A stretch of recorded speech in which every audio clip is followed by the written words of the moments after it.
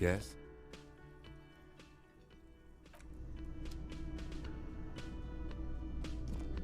The woman in an RCM patrol officer's uniform winces as she notices you. I would really prefer not to talk to you right now.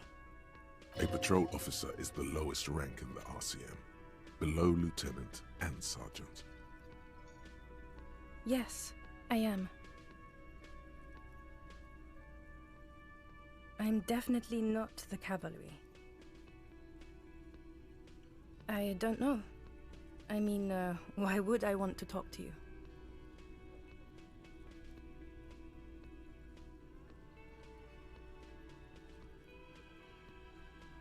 No, you haven't wronged me. It's okay. Okay, fine. Let's talk. What did you want? What does one talk about with a fellow officer? What precinct? Fucking deranged lunatic. You're getting an intellectually unsatisfying vibe from this conversation. Maybe you're doing something wrong. You look like shit. And I don't mean that as a metaphor.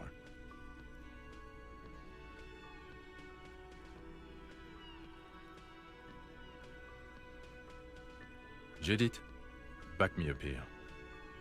You do look... It looks like it's been a tough week for him. No, what do you want? There's something about this guy that matches with a face in your head. A similar but different face. He might be wearing a disguise.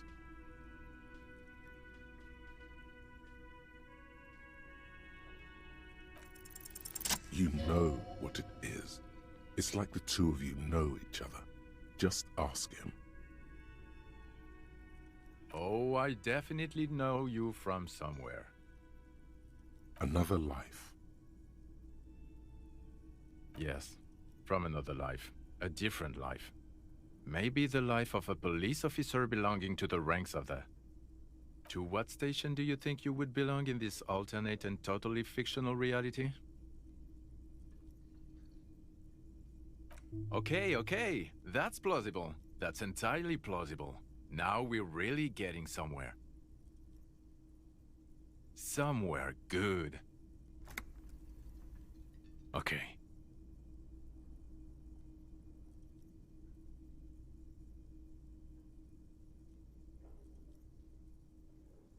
Oh no. You see, I enjoy watching other better cops solve crimes. And let me tell you, it's been quite a privilege seeing you work. This isn't helping. Let's be crazy. Let's say you and I are partners. How's that for a thought experiment?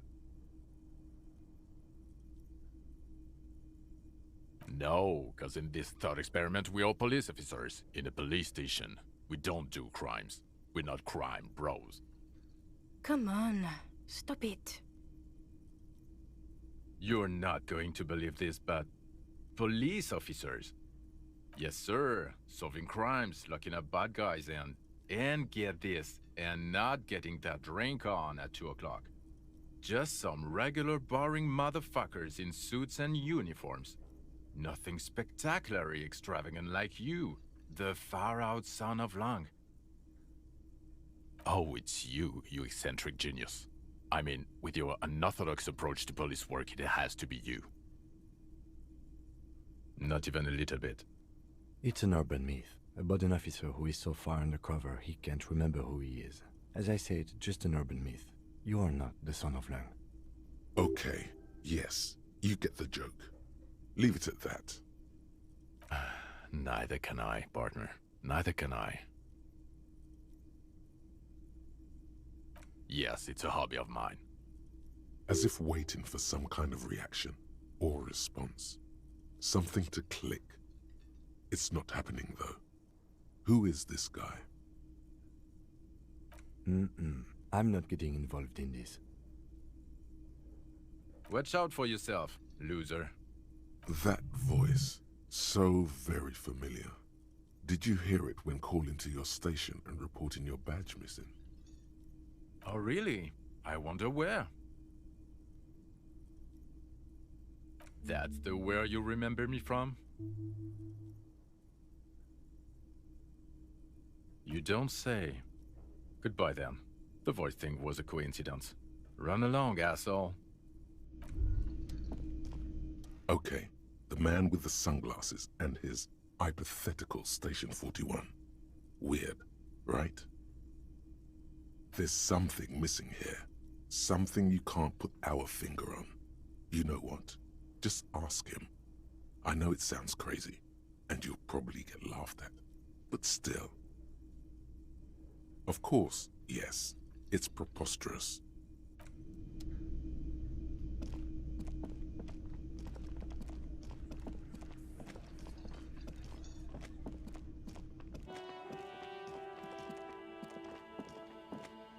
A couple of indicator lights are missing from this control panel. Loose wires dangle from the now vacant holes. In the middle is a lever. Beneath it, a small metal plaque. You grab the handle and pull the lever up. As soon as the metal connects against the contact pins, you hear a loud clunk. Then, the water lock starts moving.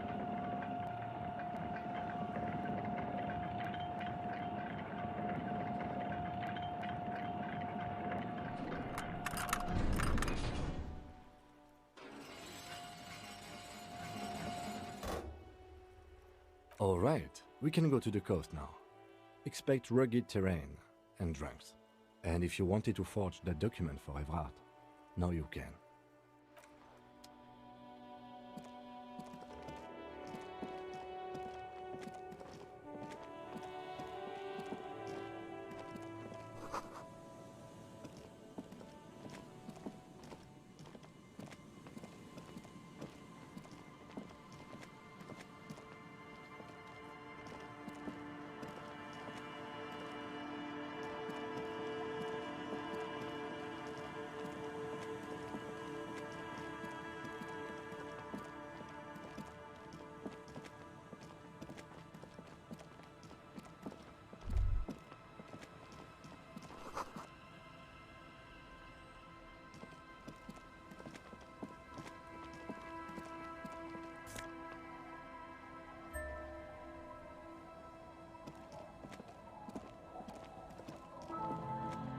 A banged-up motor carriage lies half-submerged in the icy water, slowly sinking into the Insulindian Ocean. Only the cabin top, rear wheels, and the engine remain visible. Remember the tire tracks in Martinez? This is where they were leading. It appears to be so. I agree. We should definitely investigate. You get a sudden, sinking feeling. Stomach acid comes up as you look at the motor carriage in the deep, dark, cold water. The motor carriage is properly stuck in the ice. Getting it out would require a team of specialists. A single day in the salty seawater would ruin most vehicles, but this one looks worn even in places the salt water hasn't touched it.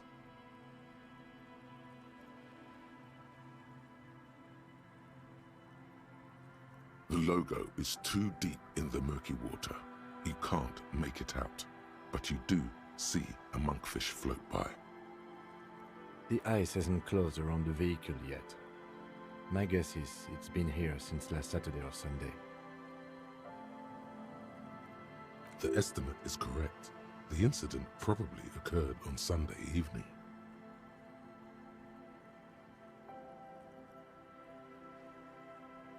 Let's wait for the low tide and see what's inside. Great idea. Then we can get the things inside. The joyrider must have left something good inside. Guns, papers, maybe a cool jacket. A joyrider jacket. Papers. Papers would be cool. Maybe there's registration inside. Like a person registration. You know, like your badges. I don't know. An hour or two, tops?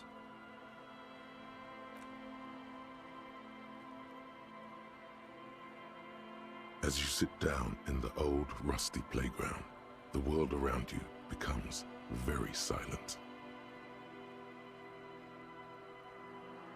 The hinges creak under your weight, dangerously so. Nothing but the sound of seagulls high above in the sky, echoing like distant laughter. Ice cracks around the blue motor carriage in the sea. Spit flies from your mouth to your moustache, your chest, the ground before you. No sound, though. The lieutenant must think it's rather funny. He smiles and quickly turns away. That's right. Just keep at it. It will come to you. He's gloating at you. Oh, it's so easy for Mr. Teacher.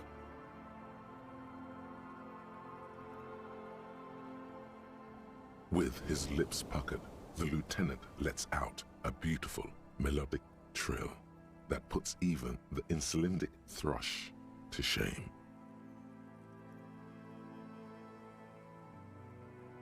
You hear the sound echo on the large body of water. Clouds race across the spring sky, and suddenly you just feel better about everything. Okay, that's way better than what you did. The clouds pass in the sky, and the shadow of the swing moves like the hour hand on a timepiece. 30 minutes have passed.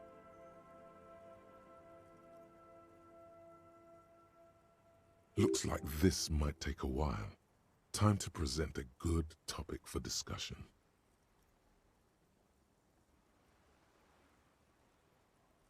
Well, historically, leeches have been used to prevent and even cure many ailments. Okay, he's thinking. I can do this. Let's do this.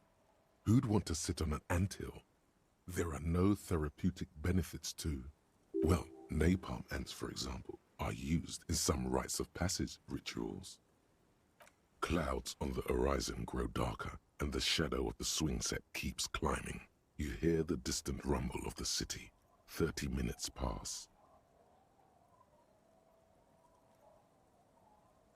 Luckily, I am already a member of an independent organization, and therefore do not have to choose between a rock and a hard place.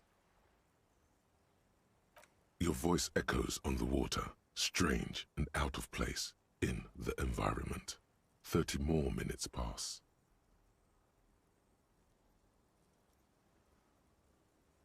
Yes, 41. What do you think it stands for? It's as if he knows what it stands for, but wants you to say it. It's pedagogical. Does he know something about the driver of this vehicle?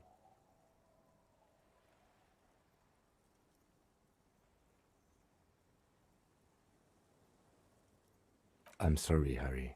I'm so sorry. 41. Precinct 41.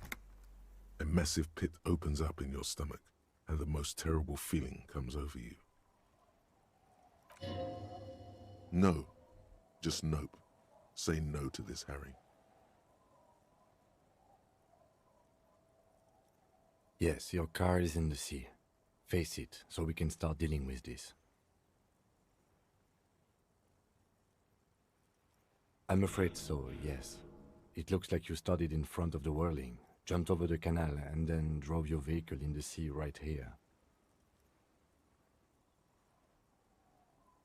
People are more valuable than machines. Training a police officer is even more costly. The lieutenant adjusts his glasses and doesn't say anything. That is very unlikely. All the electrics are toast. That goes for the electromagnetic steering and brake systems as well. You'd be lucky to find one undamaged component in there. In a few months, there will be nothing but rust left of this vehicle. It'll be cheaper to buy a new one. Well, not cheaper. This motor carriage costs 40,000 real. But in the long run, it still makes more sense to buy a new machine than try to refurbish this. Let's face it, this is a substantial loss to your district's budget. I mean, my station only has 4 other vehicles in addition to my kinema. This was 20% of the station's vehicular budget.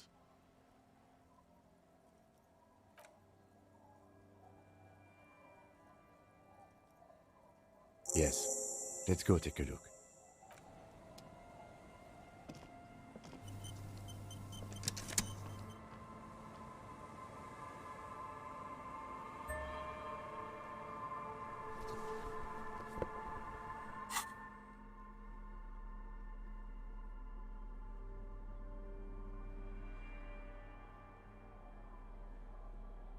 A police badge on which you see the photo of a man. You. Some seaweed is stuck to the back. At least something good came out of all this.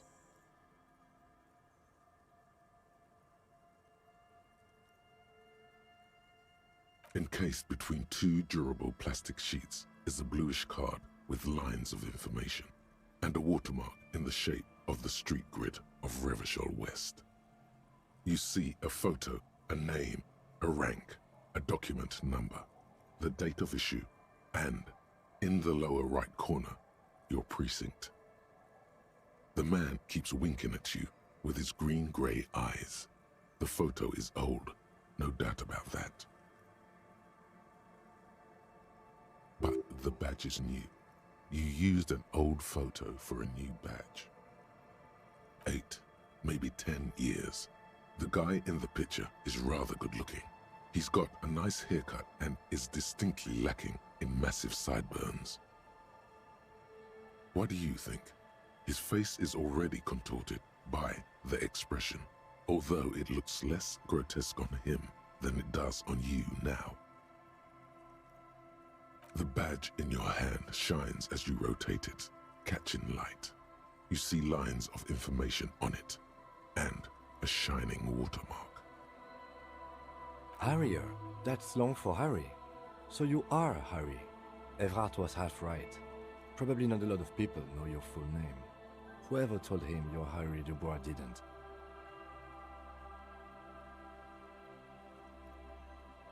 Pleased to make your acquaintance, Harrier Dubois. The badge in your hands shines as you rotate it, catching light. You see lines of information. Lieutenant W. Freighter. The lieutenant is a rank above sergeant and below captain. It's the highest rank in the RCM that still does field work. I am a lieutenant.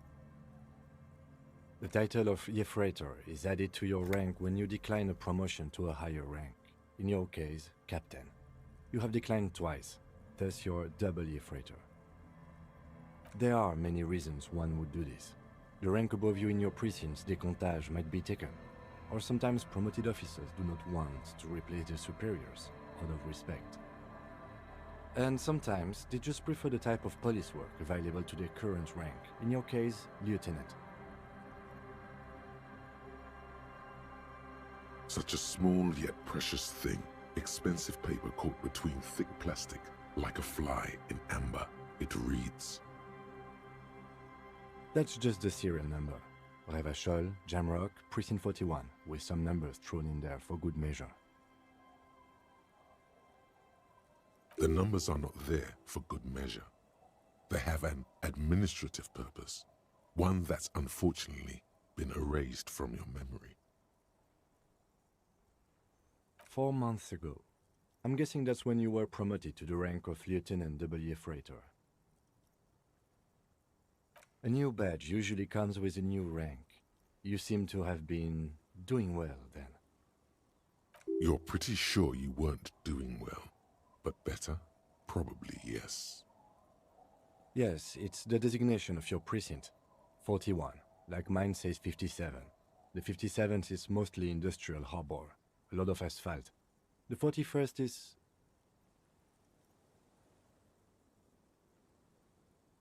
It's a tough station to work in. You have all of Jamrock to cover. That district should have 3 precincts, but money is what it is. But then again, it's a legendary district, and a hell of a station too. It must be an honor and a curse to work with people like Price, McCoy, Berdiaeva. Roberts, Feuerbach, Dimitri. Suddenly, names from your decomptage flash in your forebrain. He knew all those people, although they're not from his station. They must be big. The badge in your hand shines as you rotate it, catching light. You see lines of information on it, and a shining watermark.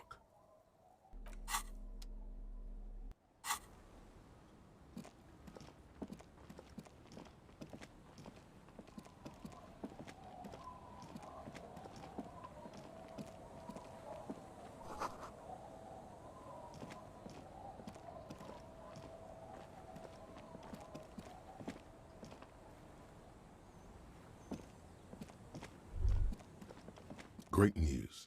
The boat is big enough for a grown man like you to fit underneath it in a supine position. I don't know. Sleeping? What do people do under boats? This is merely a measurement from your visual cortex. Do with it what you want.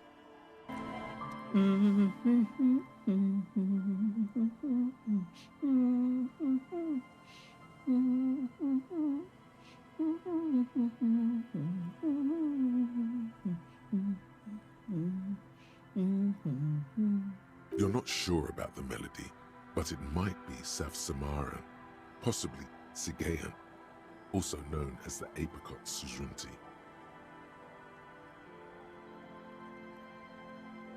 Welcome to the fishing village. Please lean in closer. I have cataracts. Then how does she know you're here? Oh, welcome, police officer. We don't cause any trouble around here. And we don't want any trouble either. We are not here to cause any trouble, madame. Oh, of course. Last time we saw you around here was 12 years ago. You also came to take care of trouble then. Wish you did. But still, in Martinez, you're considered an ill omen. No, not you personally. I meant the RCM. Some of the men got into a fight. One of them killed another, locked himself in that woodshed over there. He was brooding, needed some help opening the door. You got it open for him and took him to think about what he'd done in a more secluded place, somewhere more quiet. She says it as if he was on some kind of spiritual retreat. You're not. No one around here considers us an ill omen. People would have told us. Maybe they are afraid.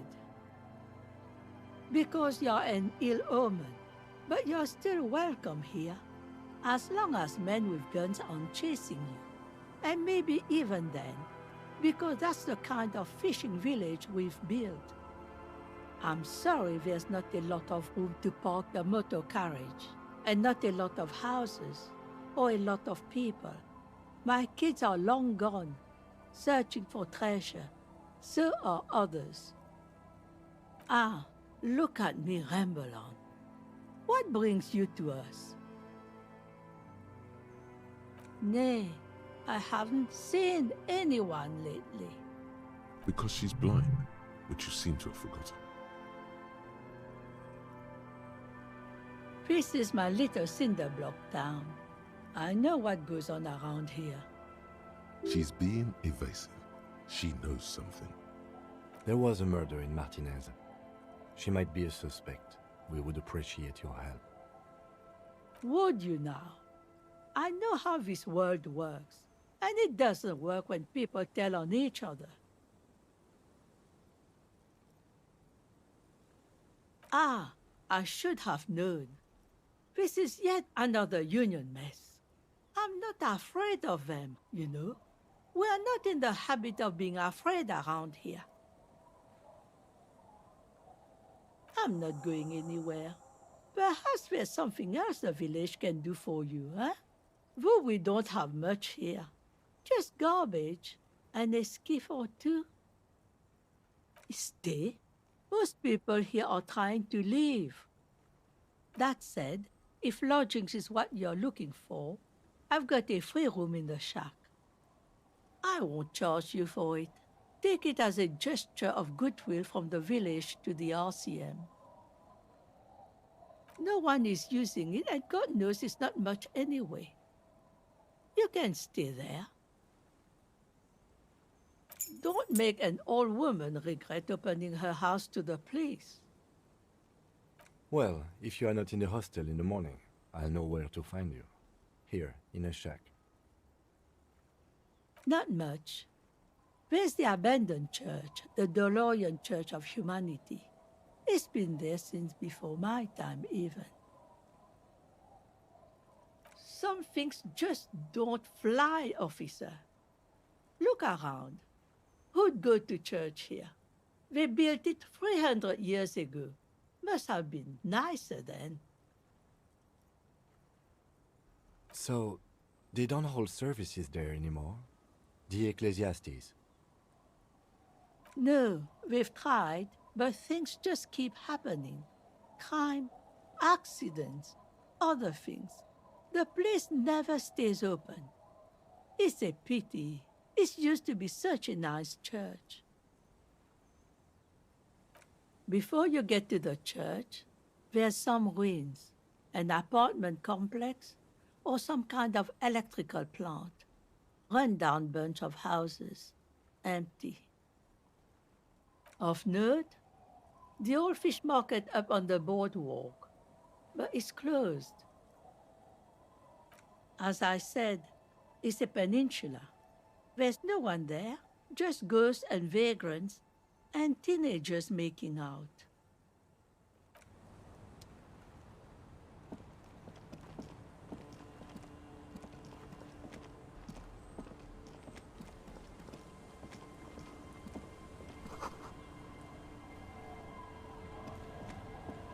Hi, officer.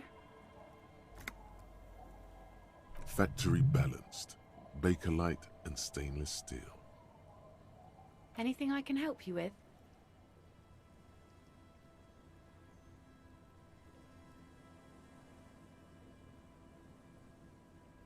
The name is Lillian. People call me Netpicker. I think I have time for questions. What are the other ones?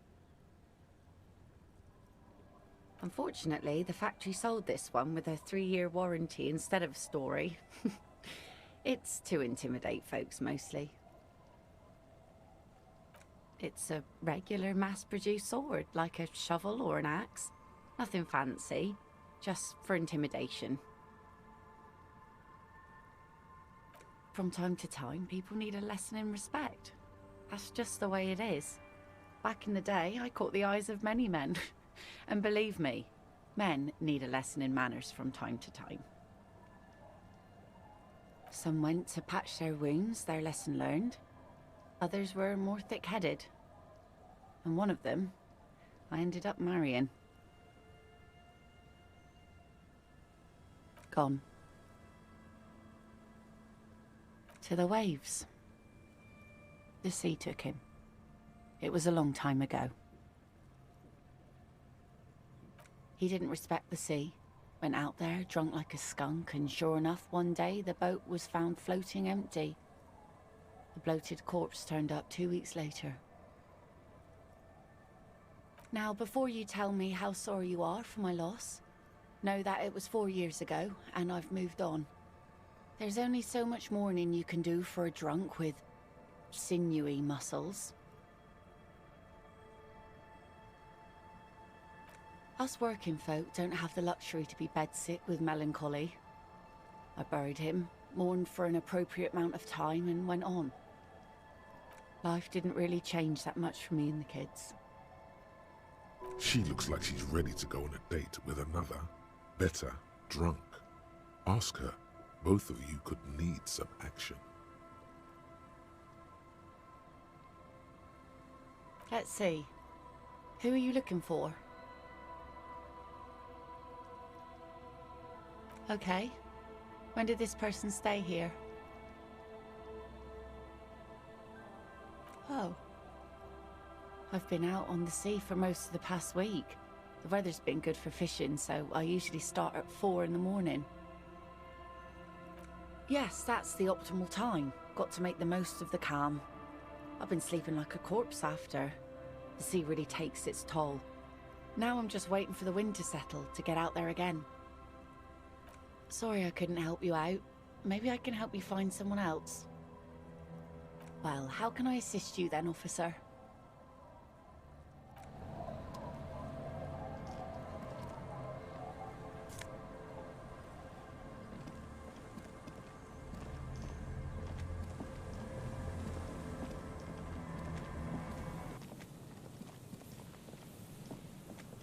Someone has left an unidentifiable article of clothing on this railing. It smells really bad. It's streaked with dried seagull shit and tangled with pieces of seaweed. A dangling arm suggests that there might be a jacket beneath the crust of filth. It seems likely that it was left in the surf until someone laid it out on this fence to dry out. Unfortunately, that just seems to have stiffened it into a shapeless mass. Please tell me you're not taking that with you. A clue? You think our suspect is a seagull who's been defecating on unsuspecting jacket? Me neither. You should still take it.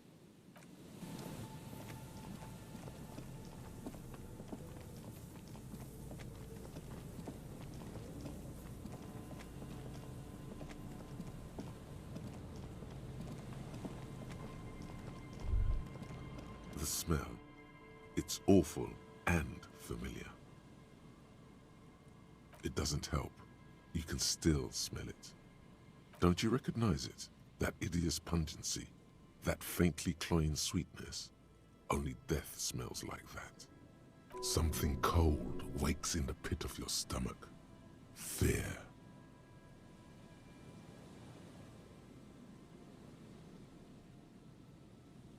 The signs of decaying meat.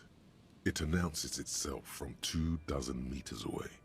A warning, a memento mori. The lieutenant has already brought a handkerchief to his nose.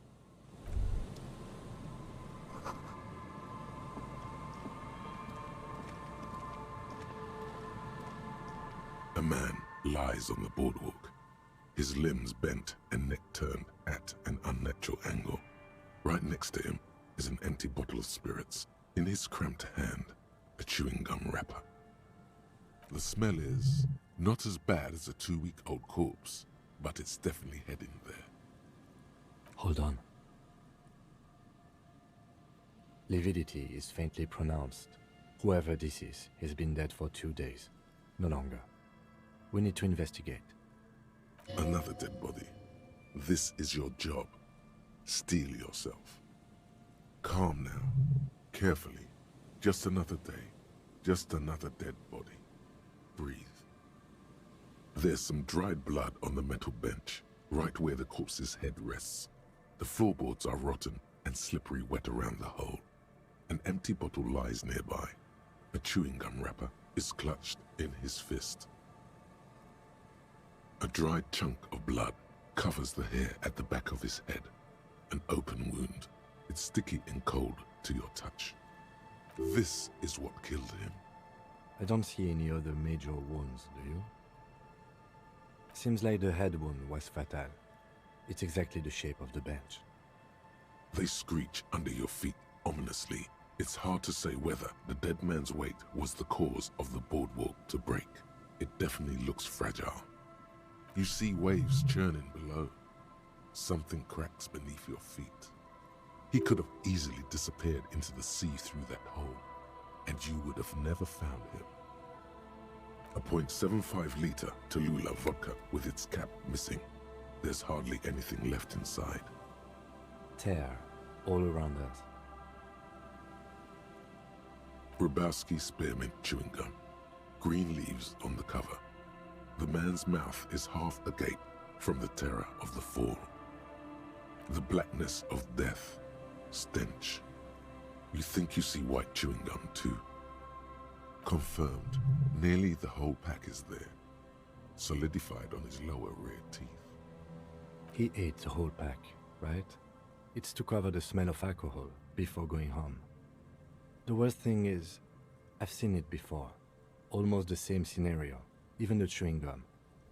It's always the same. The entire boardwalk creaks in the wind as you take a step back. The man has fallen through a crack in the boardwalk and hit his head against the metal bench. Coagulated blood covers his black hair. One of his feet is still dangling through the hole. A bad fall. It might have been dark outside. This place is a minefield in the dark. His expression is dull, like the sea behind him. Drops of water shining on his mustache. His eyes, empty and wide, look frightening in their frozen gaze. Height, 170 to 175 centimeters. Curly hair, stout build. Age, approximately 50 to 60 years. He's wearing mud-caked boots, beige trousers, and an old brown leather jacket with a bright blue lining. There are traces of kebab sauce on his chest. The leather jacket suits him well. It must be custom-made. You find some sunflower seeds and a rain-soaked library card folded into two. His jacket feels sodden and heavy under your hand. Good. We should take a look at that library card after this is done. From where I stand, I can see two options. We either take the case and follow the leads to identify the body on our own, or we report back to the station and leave this for our colleagues to handle.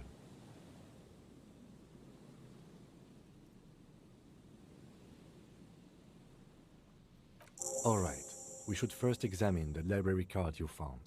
Then we can call the station from my kinema. Let them know we are taking the case.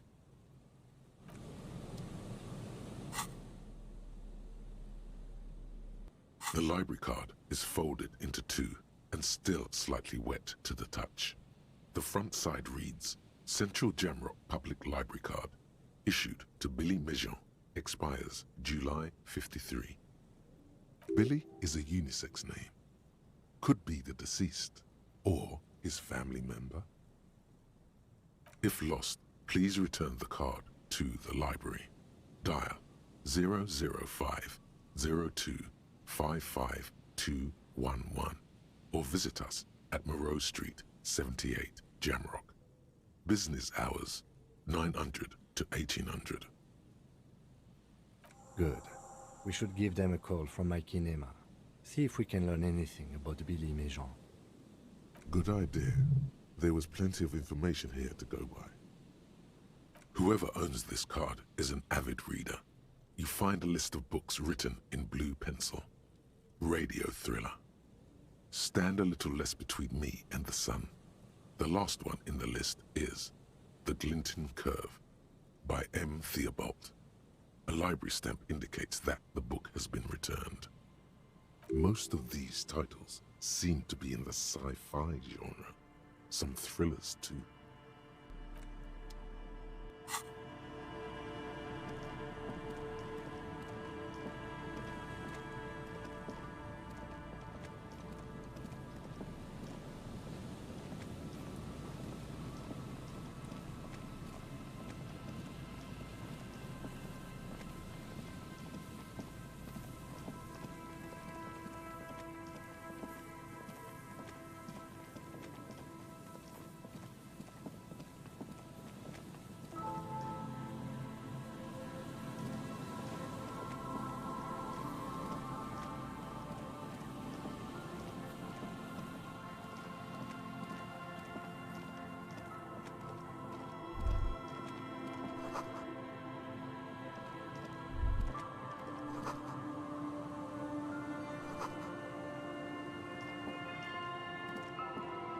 Heavy wooden doors, more than twice your height, stand shut in front of you. The rectangular sea-worn ornamentation appears in stark contrast to the padlock, carelessly drilled into the wood. The carving on the door is block-like and angular, like the church itself. Two large beams shoot downwards, sinking into the wood before they reach the threshold. The surface is smooth from the wind, but moist to the touch. This cheap-looking padlock is sturdily built. It shackles together a hasp and a staple screwed into the wooden door. The lock is adorned with a yellow sticker. It'll be easier to break the staple than the lock. Also, that sticker is interesting, somehow. You see a yellow circle with 2 X's and a big curve below them that looks like a mouth. You're pretty sure you haven't seen it before, but what the symbol depicts is clear enough. A smiling dead guy. The curve makes it smile, and the X's make it dead. There is something blindingly modern about this symbol. Its modernness puts to shame everything you've seen before. It's the contrast between the cheery, chemical yellow and the rigor mortis. As if the cheery guy didn't know he was dead, or the dead guy didn't care that he was. Either way, you get the sense the forces of future are at work here. He takes off his glasses and uses a blue handkerchief to thoroughly wipe them clean before inspecting the sticker. Then he looks up, pauses, and replies. No. Looks like a dead man smiling. Suggests junior delinquency. I haven't seen that sticker before, and I'm not a youth.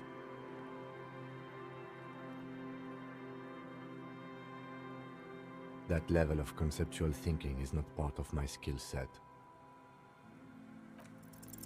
There's nothing like the sound of a sticker unpeeling. Now it's stuck to your thumb. Voila! Looks very modern. You're part of the Future Brigade now, and so is your formerly humdrum ledger. Neon, baby. The padlock passes through a staple that's been hastily attached to the wood. Closer inspection reveals that one of the screws is not a screw at all, but a nail. The work has been done recently and is unprofessional, to say the least. Should you want to get through, it might be easier to just pry the whole thing off. Maybe we should circle the building first and look for another way. The building has seen enough mistreatment. Yes, the pulsing base. A sure sign of junior delinquency, somewhere east of here. There's something on the sea ice there.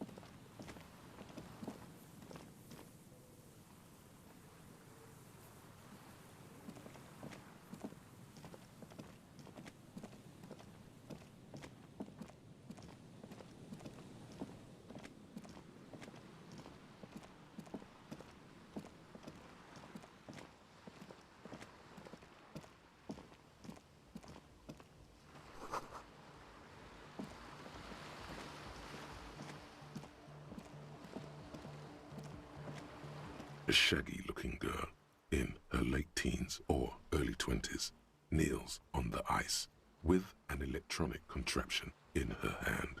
Hearing you approach, she looks up. Oh, hello there. Everyone knows drugs make you invulnerable to cold. You bet this one likes to party. I'm listening. This is a portable recording device. It's for field recording. Low quality, but still. Actually, just one wire. I picked on it till the braiding came loose. The wire leads to a contact microphone. Okay. Recording, I guess. I think I'm recording cracks in the ice, but there's no way to tell. Not without headphones. I think I just recorded your footsteps too. Not sure how that will sound. What happened to the old headphones?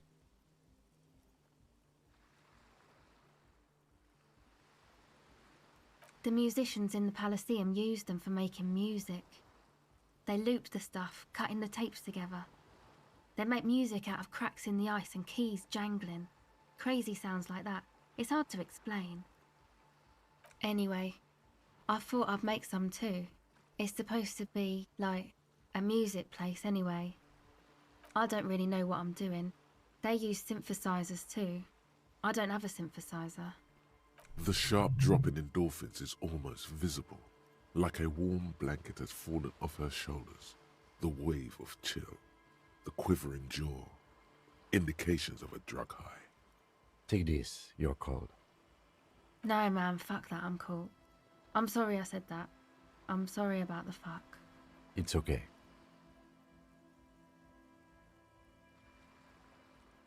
That? The boys think it could be a place, like the Palaceum or something. Stupid. It's really not gonna be a Palaceum, that's for sure. And who are these boys?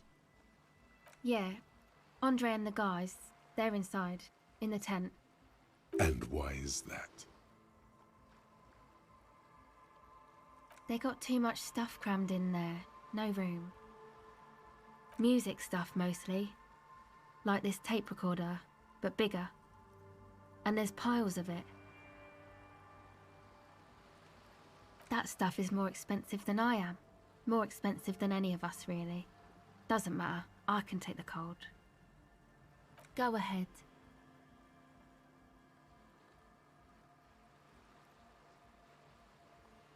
It's supposed to become, like, a club for anodic dance music, like that new style of synthesizer stuff they play at the Palaceum. Except that, yeah.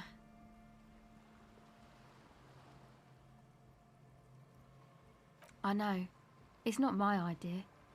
Andre and the boys found the place. It was supposed to be deserted, but now they can't even take it. Hey, don't get me wrong, but you're cops, right?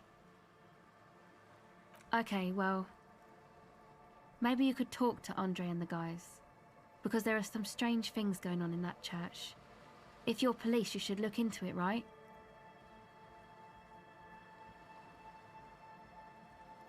They're inside that thing there.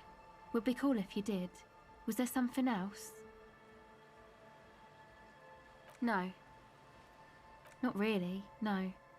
She's trying to get out of a direct lie with semantic tricks.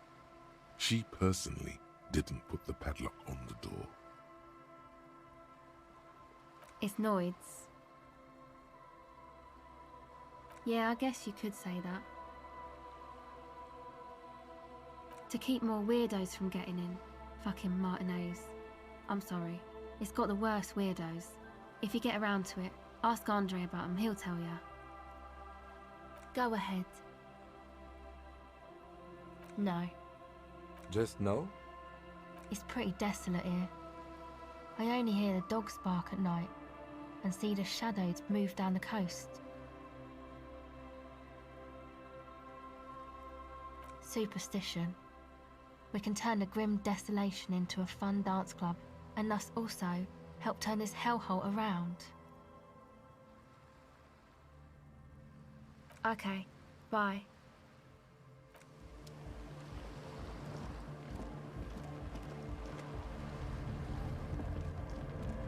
The tent is just tarpaulin fabric covering a pile of stuff. The flap is open. Inside, 3 young men, all in forward-looking apparel, reminiscent of the sticker on the padlock, are listening to some new form of music. It's like nothing you've ever heard. One of them looks at you. Come on, get in and close the flap behind you. The warm stuff's getting out. Sorry, we barely have room for one. You go ahead. I'm too old for this. I'm actually not, he thinks. I just dislike delinquents. I'm sure you will feel right at home. I'll keep watch.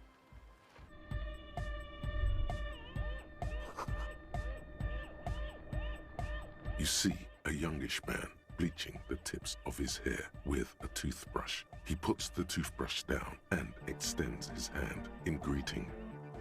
Hello, I'm Andre. It's a pleasure to meet you. There is definitely something futuristic about his hair, aggressively so. You get the sense that this is what the future will look like. Imbecilic, yes, should the future ever come, it will look deeply imbecilic, like this guy.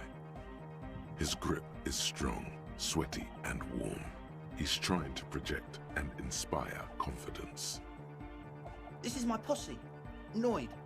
The young man with earrings looks at you suspiciously. And Egghead.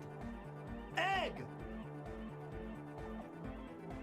Together with a Burger, who's out there right now, doing some seriously progressive sonic experimentation, we like to think of ourselves as music venue organisers. You see, we've been all over Jamrock North, prospecting for real estate to establish a new venue in. Also for talent. Yeah, thank you, Egghead. And while there is no shortage of raw, unfettered talent spinning tapes in Jamrock, we've had rotten luck with the real estate part. Place is a shithole. I apologise for my friend Noid's potty mouth. I realise this is not how you speak to a police officer. He has authority issues. Ah, so you've met her. Good, good. Yeah, it's a matter of occupied ecclesiastical property. I bet you've noticed the derelict hive of narcomania on the coast. I'm talking about the church, and I'm not exaggerating. Even a place of spiritual refuge can become a magnet for all sorts of dopeheads and burnouts if left unattended. Dopeheads! Burnouts! Well, I'm sad to say, that's exactly what happened. Sad because we were just about to put Martinez on the map with one of the maddest dance clubs in Jamrock. Nah, strike that, in Ravers. Strike that! The world! And sadder yet, because the dopeheads and burnouts hold up in there were the worst kind. He leans back a little, watching you with a steady, serious gaze, letting you imagine just how bad those dopeheads and burnouts really are. Good. This calls for an opinion. You're an expert in those. Yes, yes. And the worst part is, they're also spooky. I was hoping you would be the judge of that, officer. All I can say is, their spookiness is the kind that keeps us from restoring this church into a community centre and a place of spiritual refuge. Also, they don't eat or clean the building. Shit's gonna collapse. People just wanna spin tapes without them spooking it up. Place has bad signs. No one can dance like that. Thank you, Egghead. So you're gonna look into it, right? It should be a police matter. Getting them out. Whatever spooky stuff they're doing, I'm sure it's not what the Ecclesiastes meant their property for. All right, man.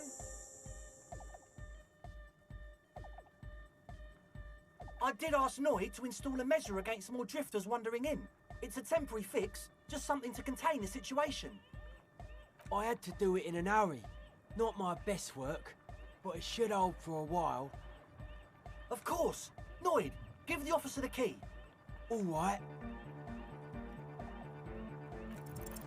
You sense the trajectory of the little piece of metal and plastic. The object makes a small ringing sound as it approaches. Just the tiniest chime to your left. Ka-ching! The key hits your palm. The speed freaks nod to you approvingly.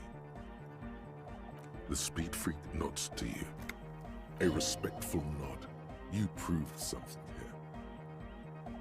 Not long. Like a week, maybe? I'm super sure they're alive. I mean, come on. I'm at least 90%, maybe 85% sure they're still alive. Somewhere in the ruinous past that led you here, there was something called exams. You may have learned the term involuntary manslaughter there. Okay, I'm sorry. I'm sorry too. I guess it wasn't very hardcore of us to just lock them in like that. Me too. I shouldn't have that kind of power over another person. I'm not the one with the violence monopoly here. You are. I'm glad that key is out of my hands now. Sure, man. Tell us what you want to know. Let's do it. Yes. What? It does, doesn't it? Told you we have a smell problem.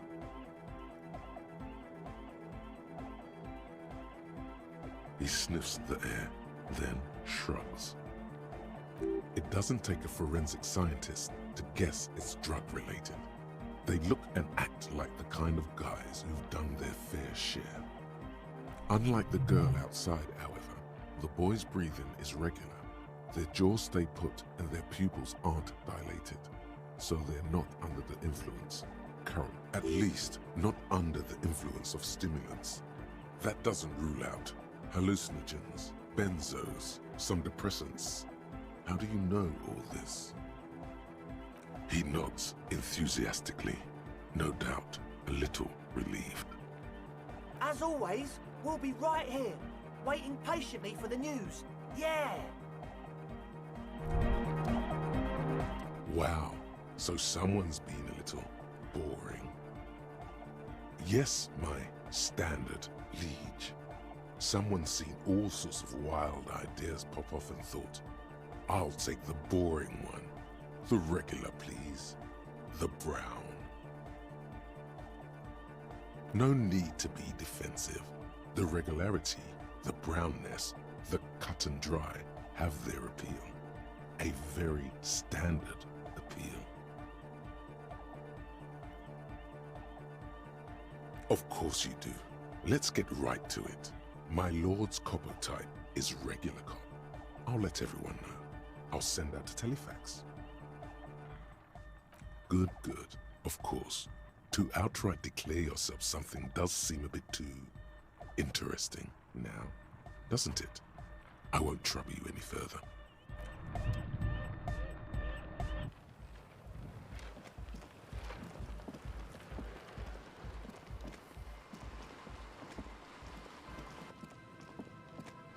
Heavy wooden doors, more than twice your height, stand shut in front of you. The rectangular sea-worn ornamentation appears in stark contrast to the padlock, carelessly drilled into the wood. The lock turns easily. You hear a click as the shackle pops open. Let's go. A great whoosh of air rushes into the dark innards of the church, as though rushing to fill a great vacuum. In the heart of the city,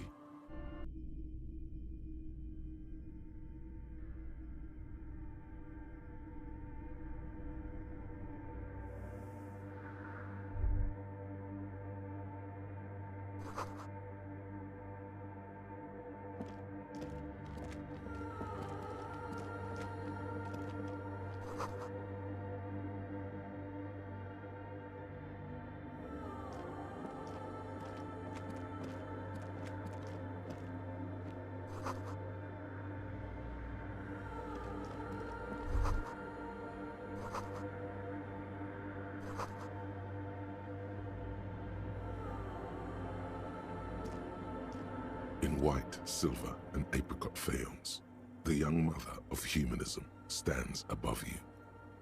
A crack runs across her body. She is impossibly tall, oval-faced and sad, a dark and radiant majesty. This is her innocence, Dolores Day. Cradled in her arms are a pair of glowing lungs, clearly visible from underneath her flowing dress. You should kneel. Your knees touch the floor. The floorboards are hard and cold. There you kneel among the snowdrifts, diffuse light falling on your hands from beyond the glass. The woman looks down at you kneeling. She towers among her followers, architects, laymen, courtiers. There is a sad smile on her lips and a glint in her green-blue eye of what? Compassion? Remorse? She acknowledges the passing of someone who is still alive. As that terrible word passes through your mind, the lieutenant draws an X-shaped cross from shoulder to shoulder. Your fingertips touch your chest 4 times. Then you rise from your knees into the apricot-colored light of the window. Above you, the woman still smiles her distant smile, sundered by the crack in the glass. The jigsaw of broken shards falls into place in front of you, a ghostly reconstruction of the stained glass window. Before it was shattered, there was an older woman beneath the younger one, and a text, a light motif below them both. Below both women, in luminous black letters, après la vie, mort. Après la mort, la vie de nouveau. And then, along the left side, après le monde, la gré. Après le gré, le monde de nouveau. After life, death. After death, life again. After the world, the pale. After the pale, the world again. This is the great leitmotif of humanism, a summary of the effect of the discovery of this isola, the Insulindian, on human thinking, a tremendous sea change akin to finding life after death. Death, life again. After the world, the pale. After the pale, the world again. This exaltation is common in Dolorian sacralism. In the early years, it was even incorporated as the RCM slogan. No more, however. It was deemed subservient to use a strongly moral intern-related motto. We already suspected of bootlicking. The sentence was also seen as too feminine. It was a macho thing. Justice, union, prudence, and force.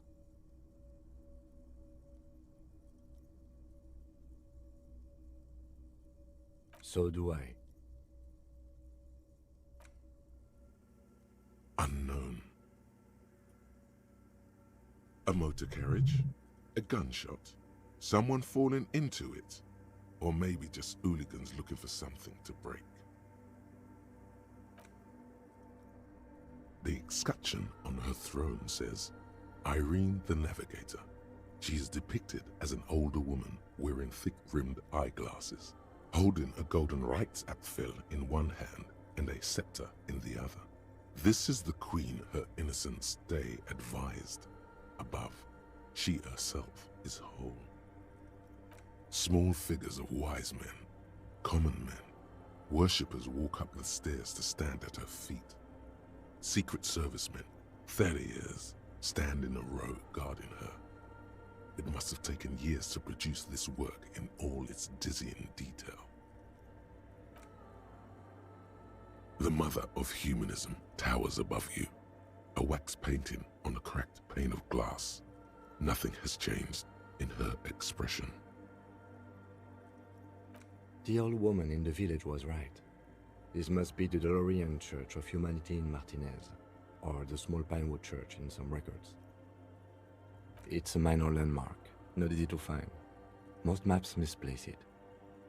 It was built not long after Ravers' founding, 300 or so years ago, by first-generation settlers. On the coast of an uninhabited archipelago where only animals had roamed before, in the wild reeds. There used to be 7 stave churches on the coast. Les Sept Sœurs, they call them, the 7 sisters. Only one remains. The rest were burnt in the revolution or used for building materials. We should be respectful here, although the building appears to be deserted. I do not believe we'll find the instigator here. Something else, perhaps? Respectful? Is the lieutenant a follower of DeLoreanism? Yes, we all are. Her name, body, and rule are synonymous with humanism. The laws we enforce are DeLorean in origin. The woman looks by in silence, smiling enigmatically. It's not spiritual, it's constitutional. The DeLorean system does not demand faith, only accordance.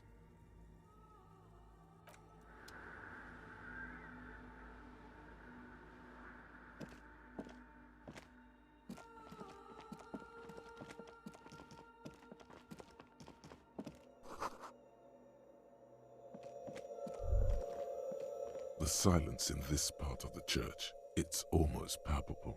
All the shifting matter and shuffling of living things is gone. Nothing seems to exist beyond the church anymore. Maybe if you were to stand in just the right spot, even your footsteps would be completely silent. And then it's gone, almost all of it, but for the faintest of hums. It seems the sound here is detached from its source somehow, if not blotted out outright. Truly unusual. You can hardly hear your own breathing. You produce a few muffled thumps, after which the silence feels even more total somehow. Your voice is barely audible, not a howl, but the softest of whimpers. The lieutenant points to his ears and shakes his head. Then he leans closer. Can you hear anything? I wonder why the church was built with such strange acoustics. Maybe the church was designed this way to prevent boisterous activity, singing and dancing, on its premises. The lieutenant doesn't reply, but you can sense him tense up next to you. The orderly rows of ceiling panels become barely visible, then disappear completely in the darkness of the tower overhead.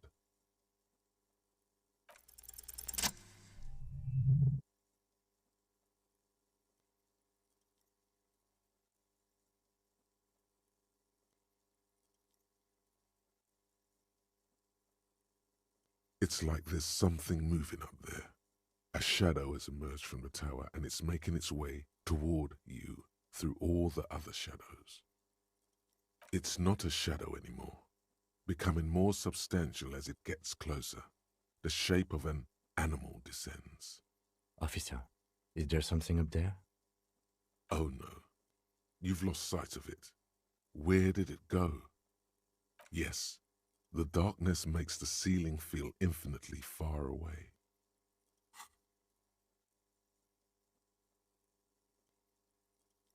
You see something hanging from the rafters, looking straight at you with dark eyes. Maybe it's possible to talk to it.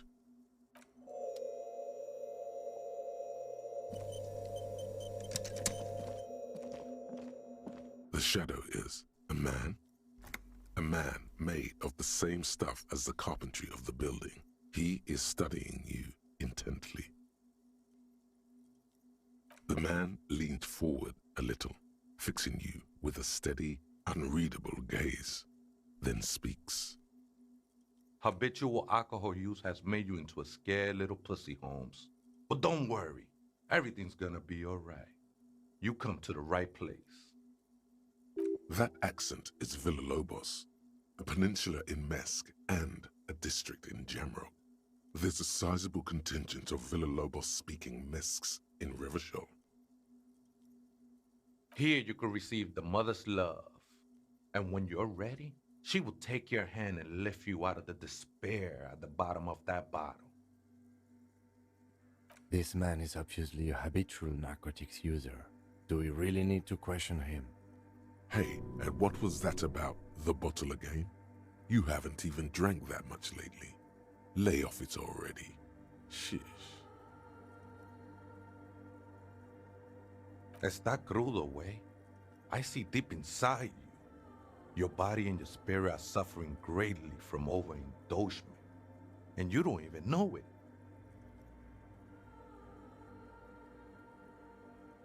Not all of it. I was like you once. You don't know all the havoc El Vino is wrecking on your mind and your spirit. Necesita parar, homie. You know, actually, since we're here, you may want to pay attention to what the ceiling climber is saying.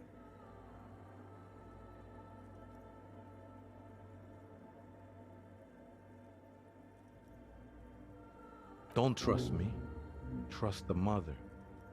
I'm only the messenger, Holmes. This is the Church of the Mother of Silence. You are welcome here. You have no idea what the fuck he's talking about. Is he just trying to throw you off your game? Whatever it is, he's quite confident about it. Just look how gracefully he sways. 'Tis not an act, my liege. Save him perchance, he hath deceived his very self. This man is a zealot. Sure did, Holmes.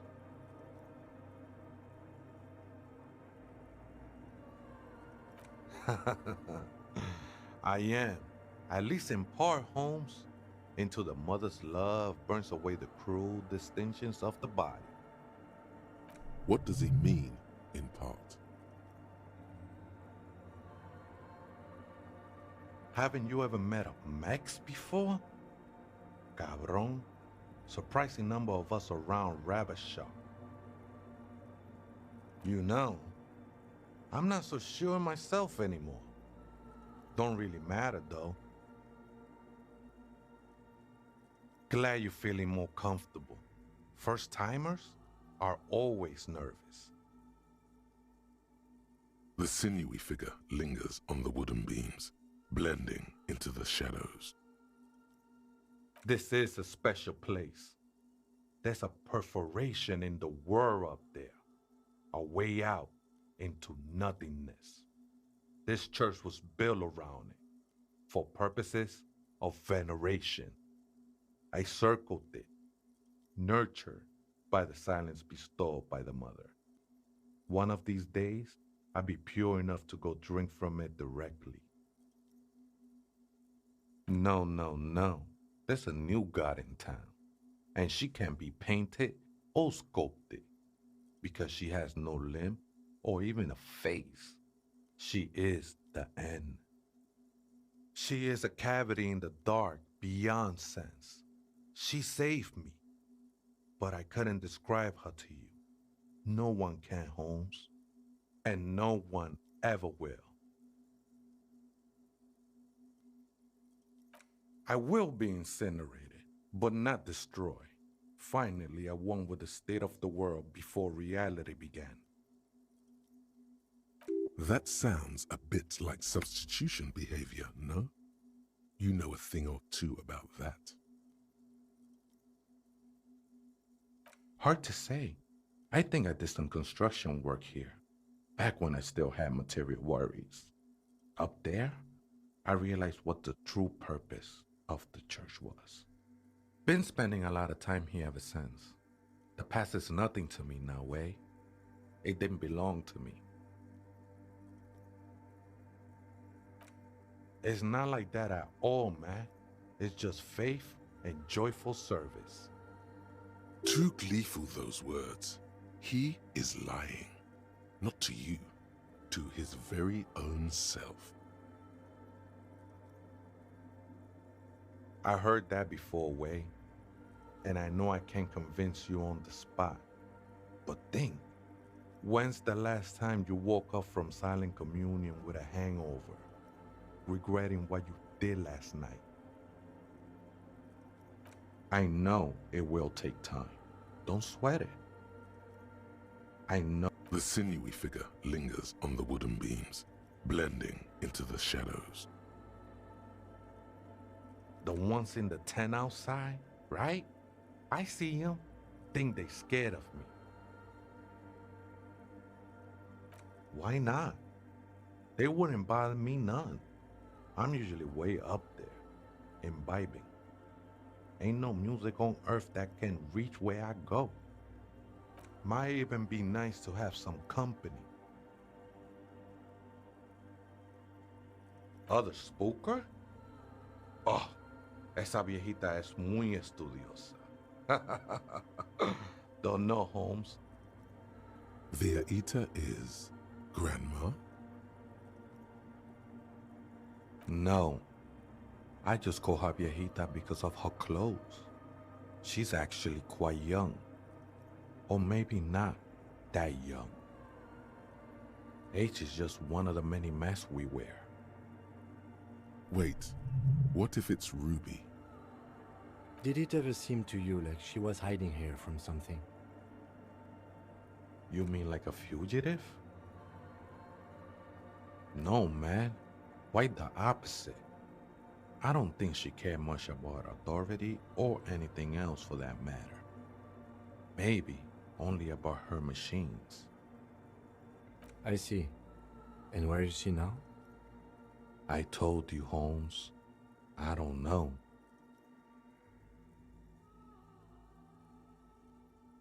You just have to wait until she comes back, or search through her radio computer.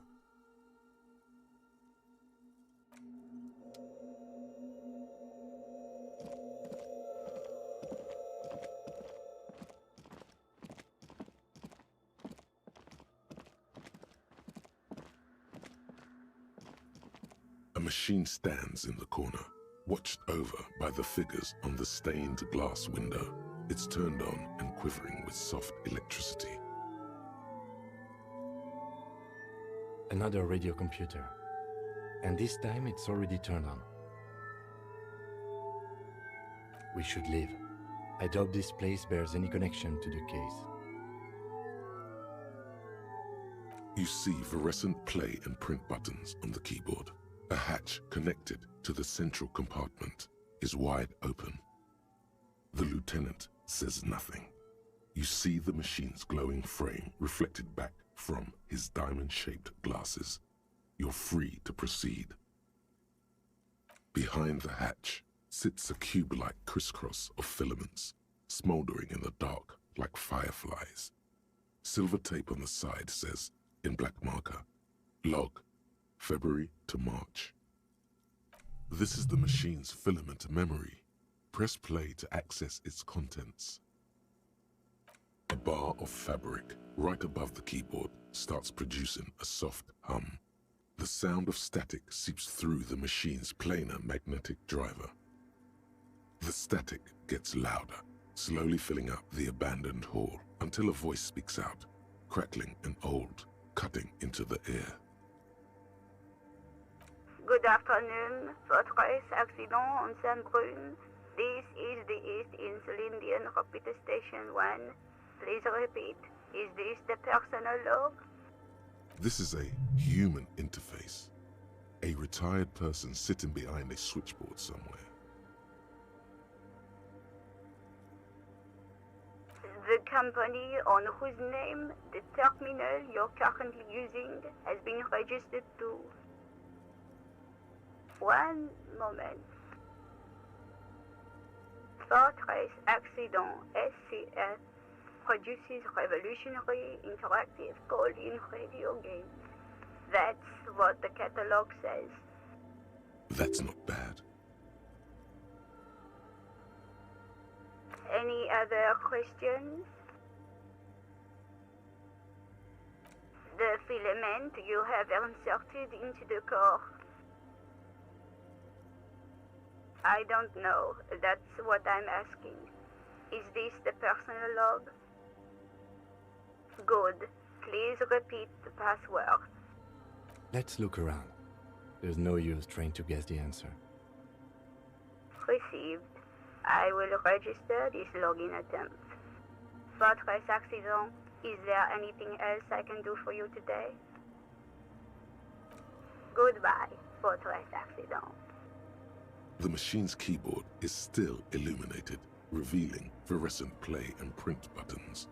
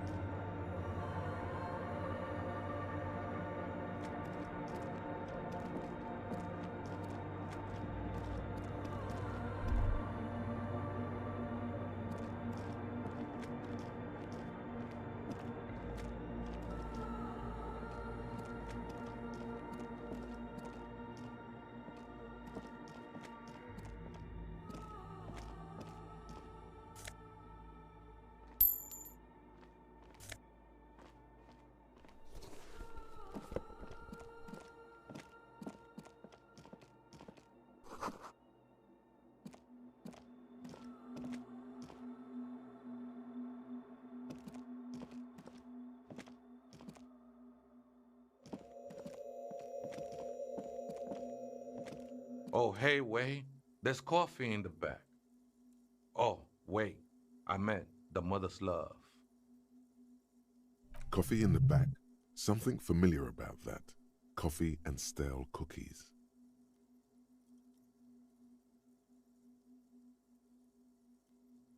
Too many times, essay. You need it for something. Surveys are a good way to fish for personal information, especially in the name of public safety. Don't sweat it, vato. The password is afterlife death. What you think of that? Makes me almost pity la niñita pequeña when I hear it. I think we're done here, essay. That was an interesting conversation. However, I'm still not sure whether we'll find our suspect here.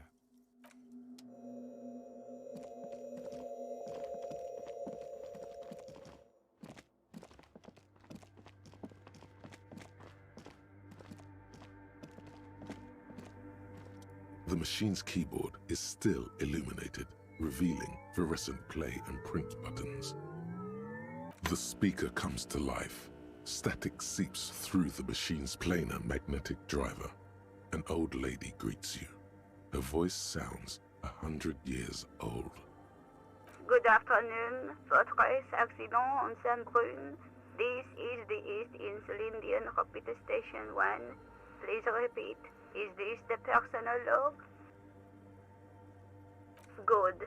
Please repeat the password. Good. I have unlocked the filament. After ending the call, please press print to access the filament. Fortress Accident, is there anything else I can do for you today? Goodbye, Fortress Accident. The machine's keyboard is still illuminated, revealing fluorescent play and print buttons. The printer prints out a long text document with dated paragraphs. It looks a bit like someone's journal. The first entry, made on the 4th of February, 51, by an unknown author, is short and concise. Arrived at the church. The door was boarded up, so I used the crowbar to get inside. Looks like the place has been deserted. Nothing out of the ordinary, but I'll ask around. Need to figure out how to get the electricity in. The lieutenant leans closer, scouring the printout over your shoulder. Just as you finish reading, he looks up, muttering under his breath. 4th of February. That's over a month ago. Whoever set up those machines has been here for quite a while. 6th of February, 51. Had a little chat with the local fishermen. Said I shouldn't go near that place, that the church was spooky and ridden with narcotics. It's a little spooky, all right. Still haven't figured out the electricity. See? Even one of the spookers themselves says it's unnerving. See? Ridden with narcotics, just like Andre said. 7th of February, 51. Finally got the electricity in. Next on the agenda, a new antenna. I'm thinking ESCA series, something advanced. Why would anyone need any of this equipment here? 8th of February, 51. Bought the antenna, had some problems setting it up. Called Simon for help. Heard the others are back to making art. Drinking somewhere out of town. Sulislav started a rock band again. Lexi has been seen asking money from strangers. But at least the artists have their act together. They're qualified labor. They can get work anywhere. Graphic design, ads. The programmers are doing fine too. I mean, they're programmers. The writers, though, they're fucked.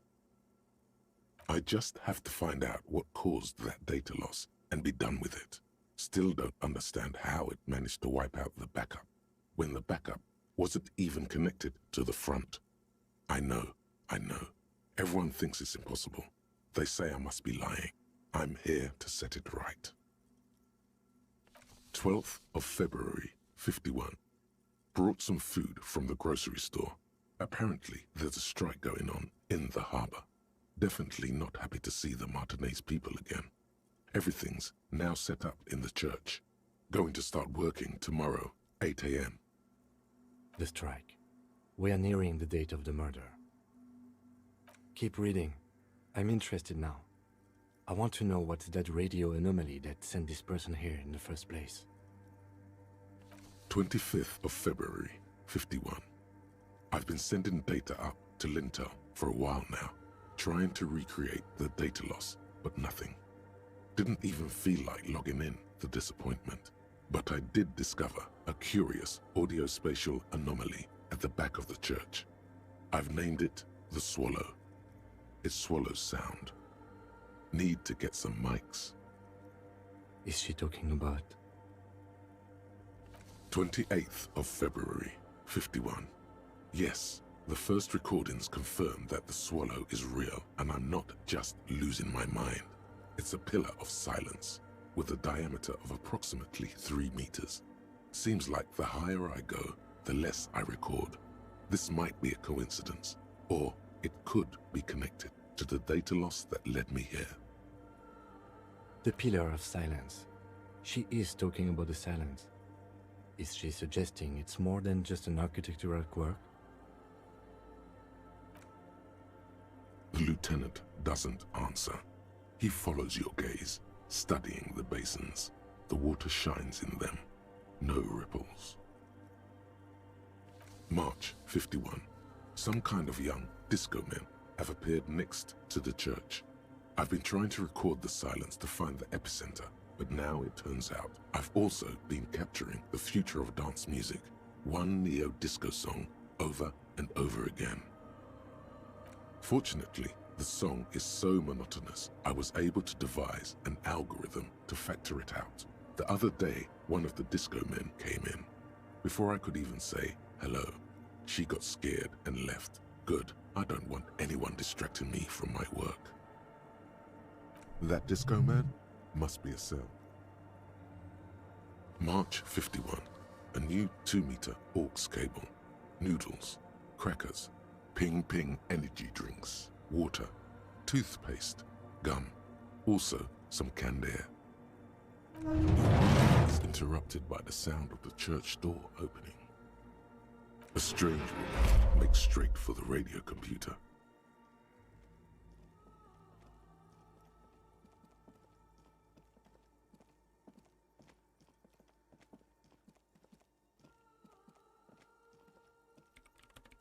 Breaking into my radio computer, I see. I do apologize for the intrusion, madame. We are with the RCM, you see. No one's hiding here. It's just me and my computer, and it has been this way for weeks. Now please give me some room. I need 2 seconds to see that you haven't destroyed anything. We should talk to her after she has rebooted the machine.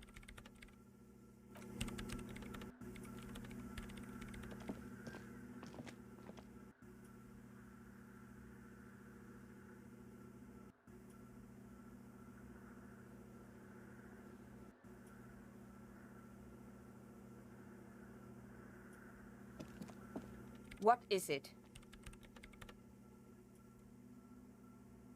I am Soona Luukkanen-Kilde, the former lead programmer of Fortress Accident and RSA radios. I have over 16 years of programming experience, and I'm proficient in both Vox and Orbis languages.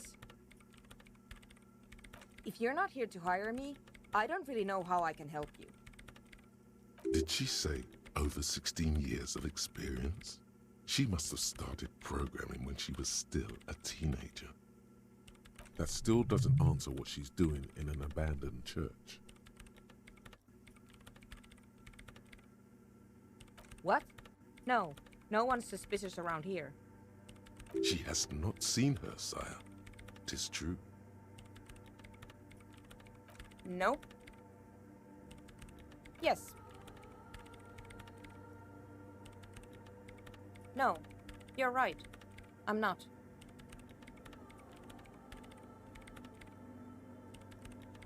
You really like those questions, don't you?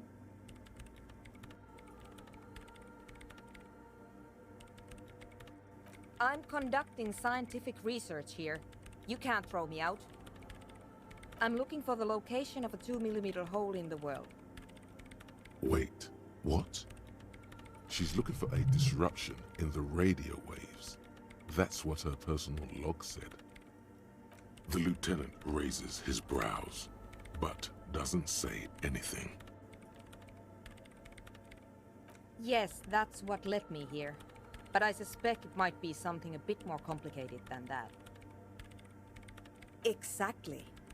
What does it mean?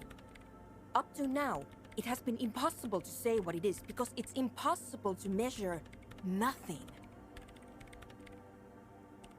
What do you think it is? What qualities does nothing have? How do you measure something that does not exist? That's a little above your pay grade at the moment.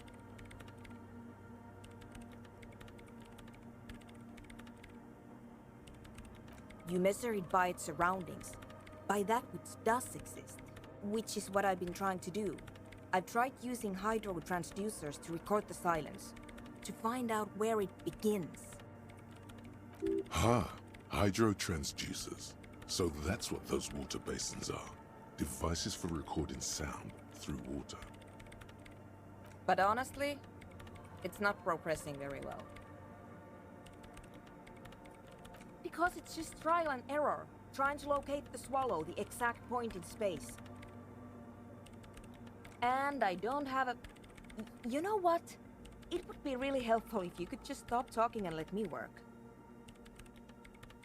Somewhere underneath those roof beams, I assume. Only a faint crisscross of rafters can be made out from the dark, most of the tower disappearing into the shade. There's this place at the back of the church, a place where all audible vibrations seem to decease. I've named it the Swallow, and the higher you go, the less you record. The Pillar of Silence? Are you sure it's not just an architectural quirk? Maybe, but it's oddly close to the physical coordinates of the data loss that led me to this place. I know. No, I don't. Great, thanks.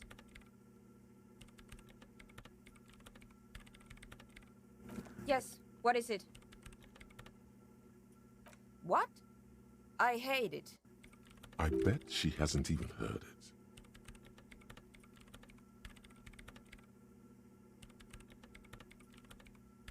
Maybe I'd have to be on drugs to get it, but to a sober mind it just sounds like uninspired rug whipping. No idea what it has to do with either dancing or music. This is about those speed freaks in the tent, isn't it? I've got some news for you. It's not a nightclub they want to build here. Take a guess, why don't you?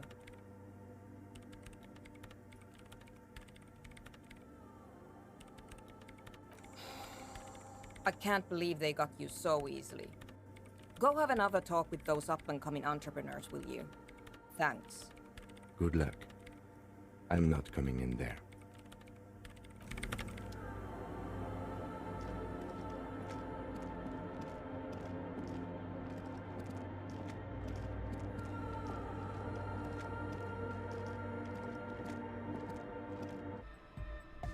Hi again.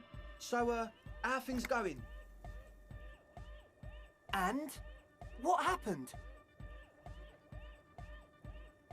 Oh man, the crab man you mean? Who is he? What did you think?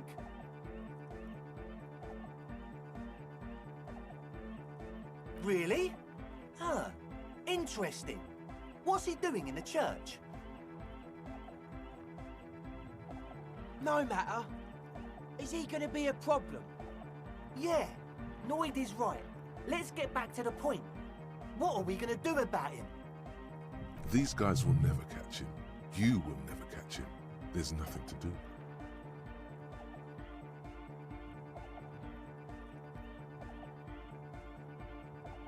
I don't know, man. Doesn't it feel like a major hindrance to you? A spooky guy climbing around when all the guests are trying to have nice, friendly hyper time?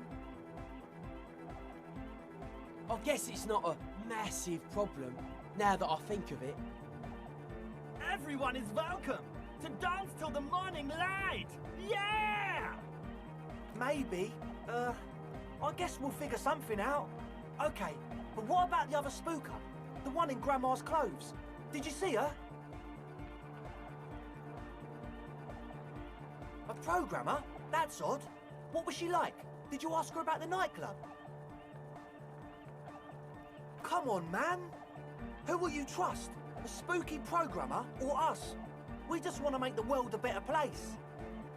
Feel the love! Get down and feel it!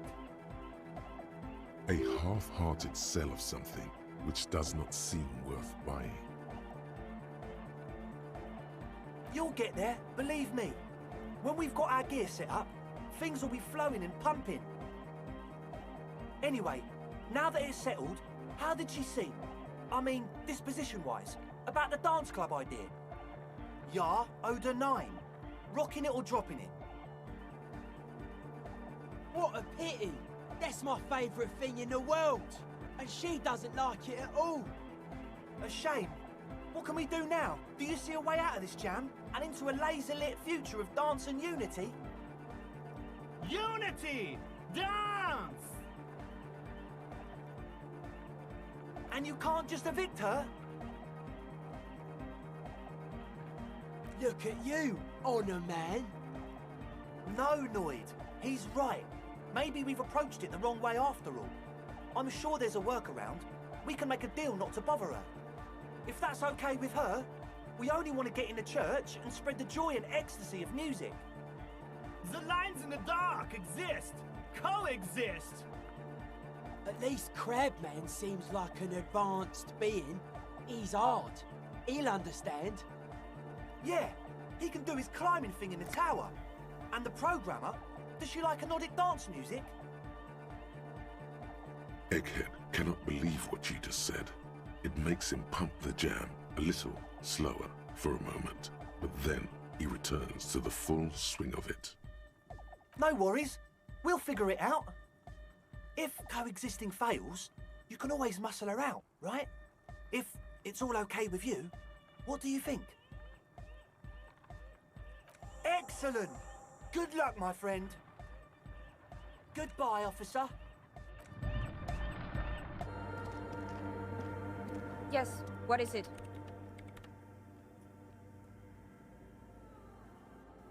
I don't want to make anything work. Yes, anything. I don't want to make anything work. Good.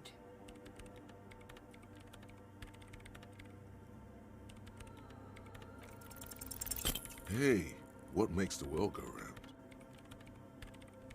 She stares at the terminal, completely oblivious to her surroundings. Hey, maybe if you were to find out more about her previous company, Fortress Accident, you'd have something new to say.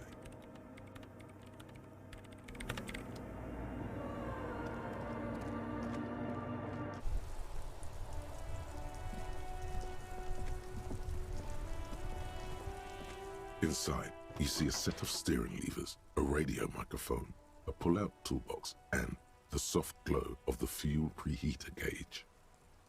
This is Precinct 57. How may I assist you? Yes.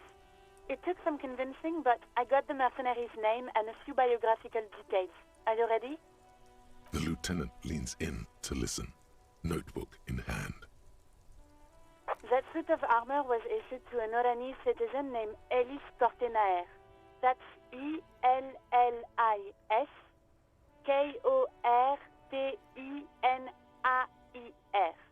Exact date of birth unknown. He was signed into the Lelystad County Neonatal Care Unit on 28th of February 09. He was found as a newborn in a leaf compactor near an abandoned farm. He spent 4 months in the neonatal unit, survived apparently, and was assigned to a foster family at 2. This is what the ICP knows about him. He was raised by foster parents, Enter the Eastbrand Military Academy in Vredefort at 17, then served in the Oranese forces till he was honorably discharged in 41, just a year before the Seminese conflict. Then the armor followed him to Seminine, or at least I assume it did. And that's it. There are no records of his employment in Crenel, or any of its other incarnations, or him even entering Ravers. It's a garden tool used to press leaves into these cubes. It's a detail the hospital had, the only detail in these files. So I thought it would be good for you to know. It is. Thank you, Alice. None, officer. Sorry. Even that is a small miracle. These organizations usually double-check their inventory. Thank you, Alice. Great work. No problem, Lieutenant. A name. This is very good. Elise Cortenard. I'm glad the inquiry was helpful to your investigation, officer. Did you have any other questions? One moment. Can you please describe the body? Age, sex, cause of death?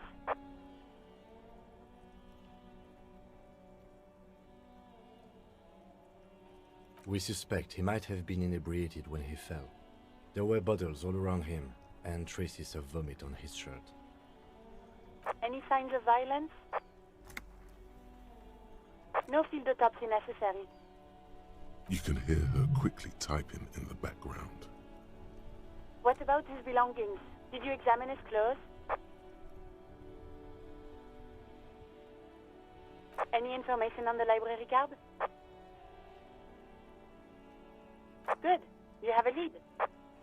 Do you and Lieutenant Kitsuragi want to take the case, or should I assign it to someone else?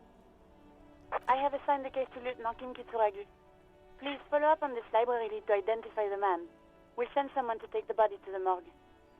That's all for now. Thank you for reporting in. Is there anything else I can do for you? Hold on, officer.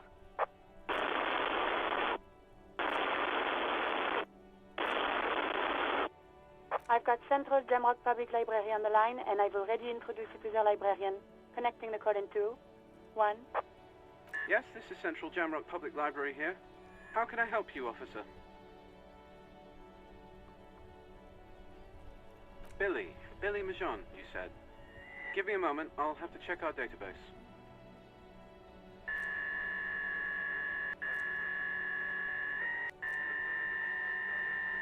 Yes, hello, are you still there? I found Billy Majon's home address, is that alright? No phone number, unfortunately. They're too poor to have a phone line. Here we go, sir. Rue de Saint-Ghislain, 33B, apartment number 20. It's in Martinez, I believe. Capeside Apartments, it says. That's all. By the pier, north of here, those big apartment buildings there. It says here that they returned their last book just a few days ago, but I wasn't at work that day. Marie? Marie? Do you remember a reader named Billy Majon? They returned a Tybalt book the other day. Maurice, what? A woman yells.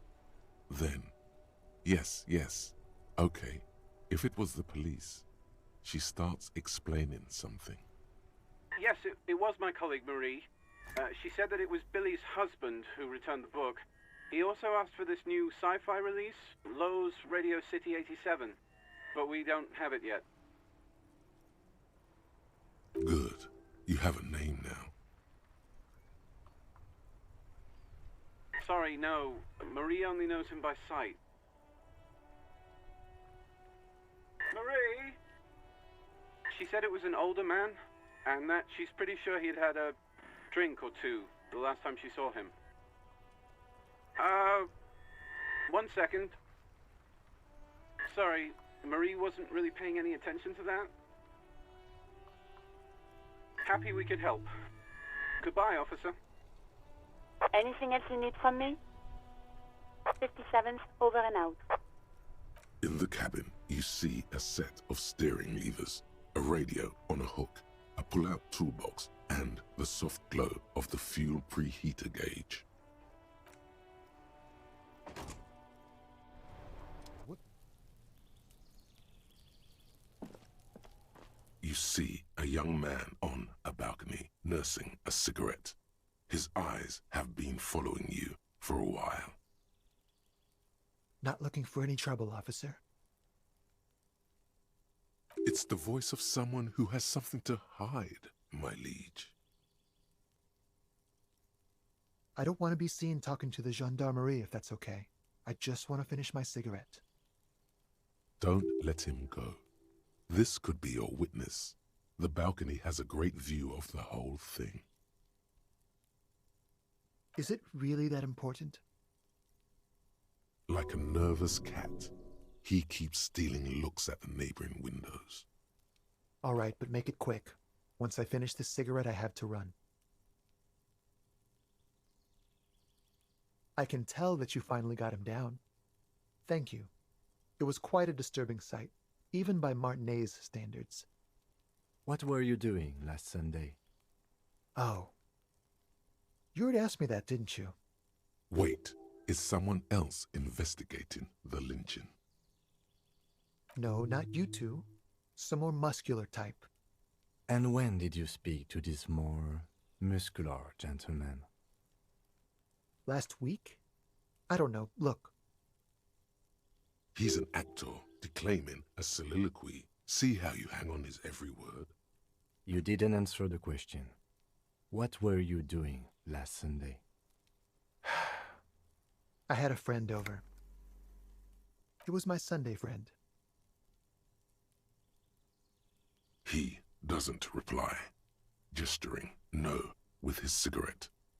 In the neighboring windows, you can see faint reflections of his silhouette, all from different angles. Help you? No, sorry, gendarme. I have to run. No. We won't. Now, if you'll excuse me, I really need to get going.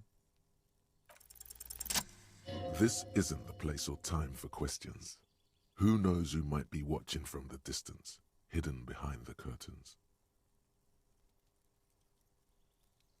For a moment, the man on the balcony seems almost vulnerable. Something moves in the depths of his feline eyes, compassion and a hint of understanding. I am sorry, but I really don't have the information you're looking for. But, hold on, what's that? For a split second, his hand lingers, as though gesturing towards a stone placed right next to the front door. It's a sign. Good luck with the investigation.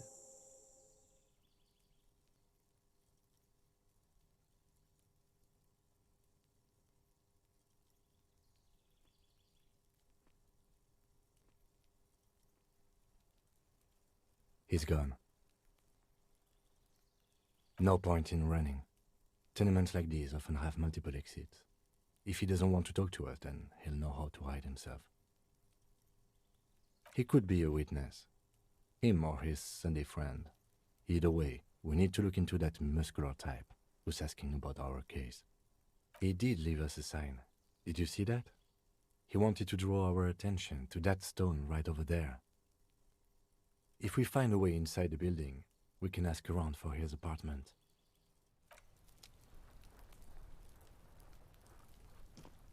A stone, like any other, lying in a whirl of sleet and mud. Maybe there's something under it. There's a key beneath it, rusty from the dirt. This must be for the front door. Pity doesn't have the apartment number on it. This building has many apartments and the man can be in any of them. We'll just have to go in and see.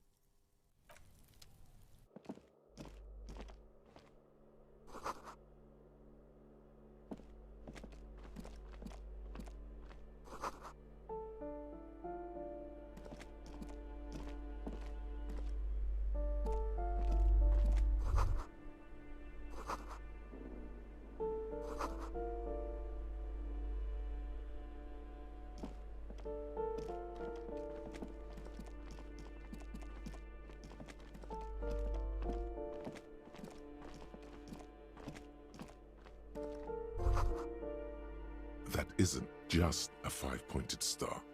It's an inverted white pentagram cradled in a wreath of antlers, the iconography of communism, in other words. The star and antlers was developed in the 6th decade of the last century and quickly adopted by Mazov and the communards during the revolution. Even today, half a century after, the star and antlers retains the ability to evoke hope, disappointment, and fear in equal measure. Gone is the glory of hope. Only the scribblings of impoverished students remain in dirty hallways. You are the big communism builder now. It's you or no one.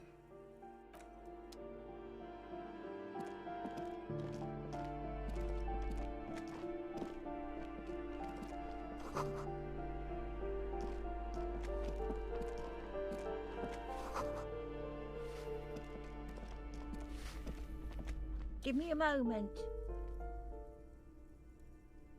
The cold never does any good for my bronchitis. I'm fine. Fine. Don't you worry about me. Now, what do you want from me, policeman? She's the cleaning lady. She knows the floor plan and the residence. It's about Victor, isn't it? It's always about Victor with her. You'll find the Maisons in apartment 20 upstairs. It's one of those doors on the balcony. Yes, I know who you mean. The scrawny boy who's always smoking like the devil, right? Somewhere in the building, a child starts crying. You hear a radio tuned to a talk show and someone taking a shower. What's he in trouble for? Talk?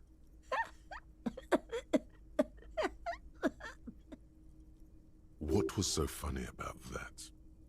He lives upstairs in room 28. Go to the balcony.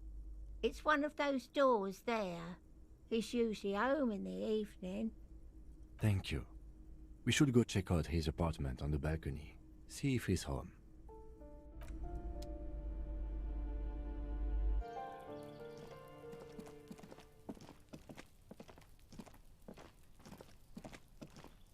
A weathered brown door. The number reads 20. Something smells good. Soup allons yo. The lieutenant motions to you to go ahead and knock. You're right. Let's talk this through. You hear light footsteps passing by the door and some folk music playing on the radio. We have our first preliminary identification. In all likelihood, the deceased is the husband of Billy Méjean. We need to confirm this, as well as deliver the death notification to Billy herself. Now, delivering a death notification is never an easy task. There's a reason why it's often called the most stressful part of our job. This is why it's usually done in pairs. You got this. I'll be monitoring reactions, ready to act if necessary. The lieutenant motions towards the door. Hello? Who is it? And someone turns down the radio.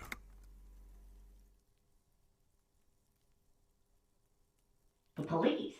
A moment, please give us a moment. Tidying up, nervously. Come in, the door is open.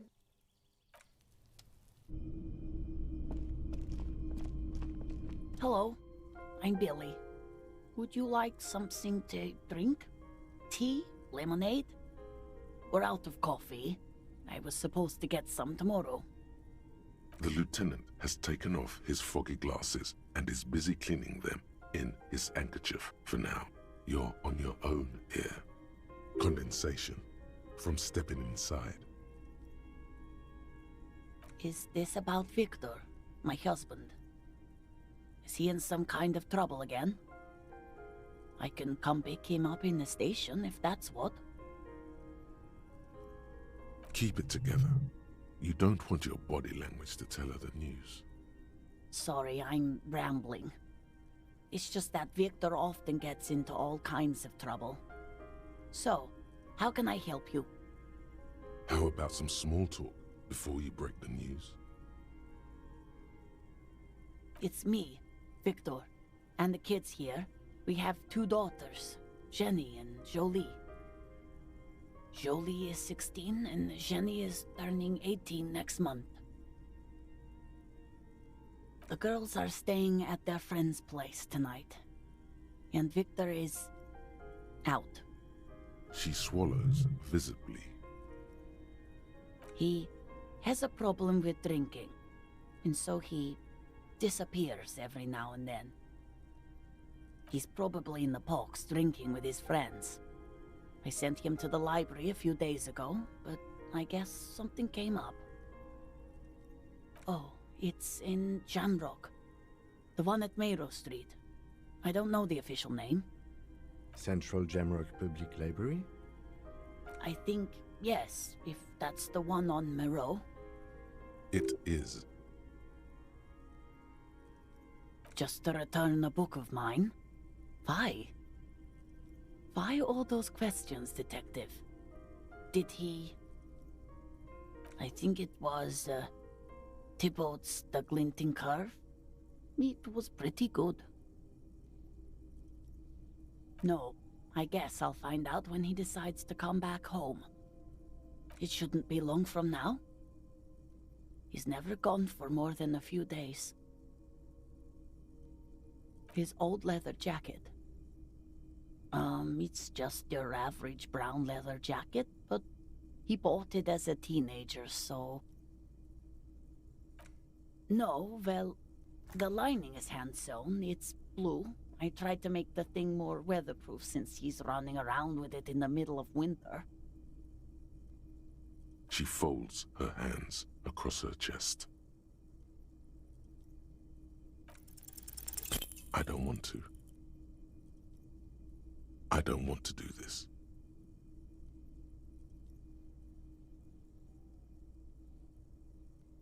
Do what? Officer. Too late. You ruined it. Just say it now. Excuse me? What? What did you say? She's in pain. She's in so much pain. And so are you. Your chest is burning. You sense that the lieutenant is ready to say something. Don't let him. Fix this yourself. You did this. The lieutenant closes his mouth, but he doesn't look pleased. Just tell me, what happened to Victor?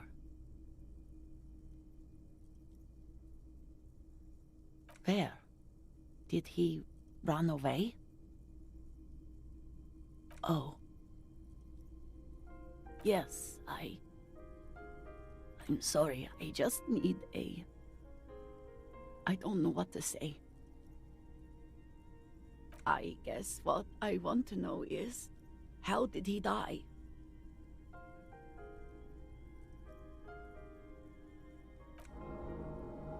Why? It's that bad? It looks like he slipped on the boardwalk, fatally, I'm afraid. It was just a very unfortunate accident, although alcohol may have played a role.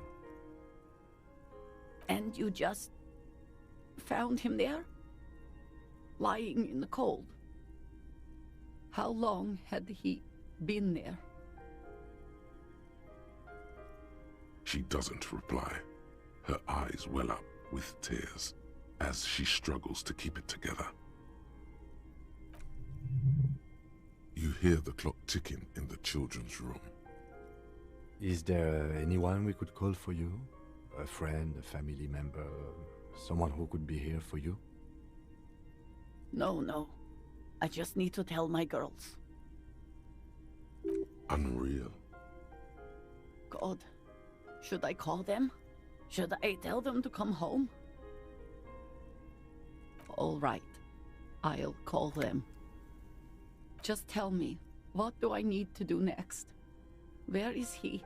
Can I see him? For God's sake, lie.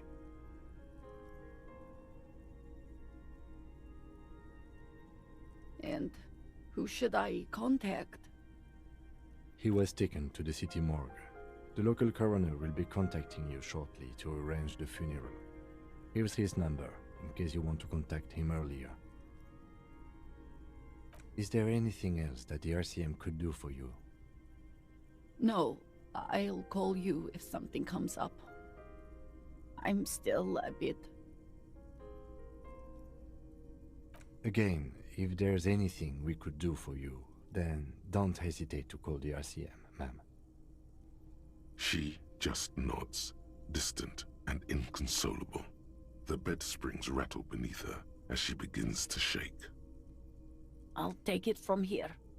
Thank you. We should step outside and talk.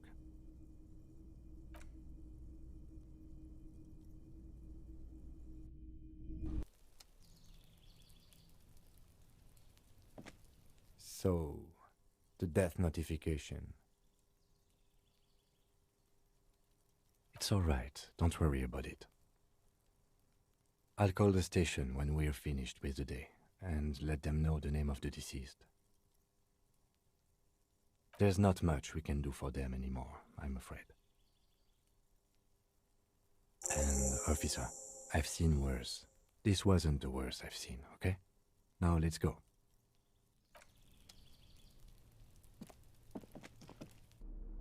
You take the legal documents out of the envelope, a 12 to 40 month construction period, and the zoning plan in the addendum.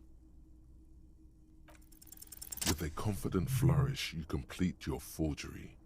What do you see on the signature line? Indeed, they look distinctly different and very convincing. These might as well be their actual signatures. Good. Everard will have to start over with his scheming. When Isabelle and Lillian dispute the signatures, the document will be rendered null and void. Any halfway competent notary should be able to handle this. Not getting their actual signatures was probably the best thing to do. Now all we have to do is mail these.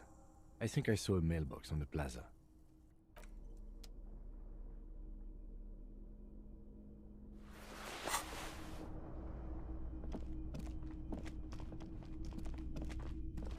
The dented yellow mailbox greets you with its graffito, bullet holes, and an RCM sticker. You drop the white envelope in the darkness. It lands with a soft thud on what sounds like a couple of letters. About a week's worth of mail as collected in there. They'll empty this very soon. Probably did the right thing. You can't trust that slug, Everard. You know he's going to play you somehow. All right, let's go back to Everard. If we don't mention anything to him, he won't know before it's too late.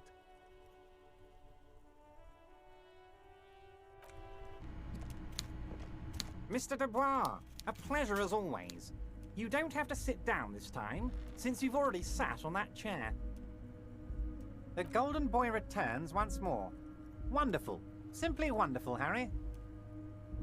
Of course, I already knew this. My friend, the mailman, confirms the letter is on its way. You've done a great thing today. You've given the children of Martinez a future and proven to be a true man of the left. I can finally trust you now. You're in my inner circle. You too, Mr. Kitsuragi. We can talk about anything.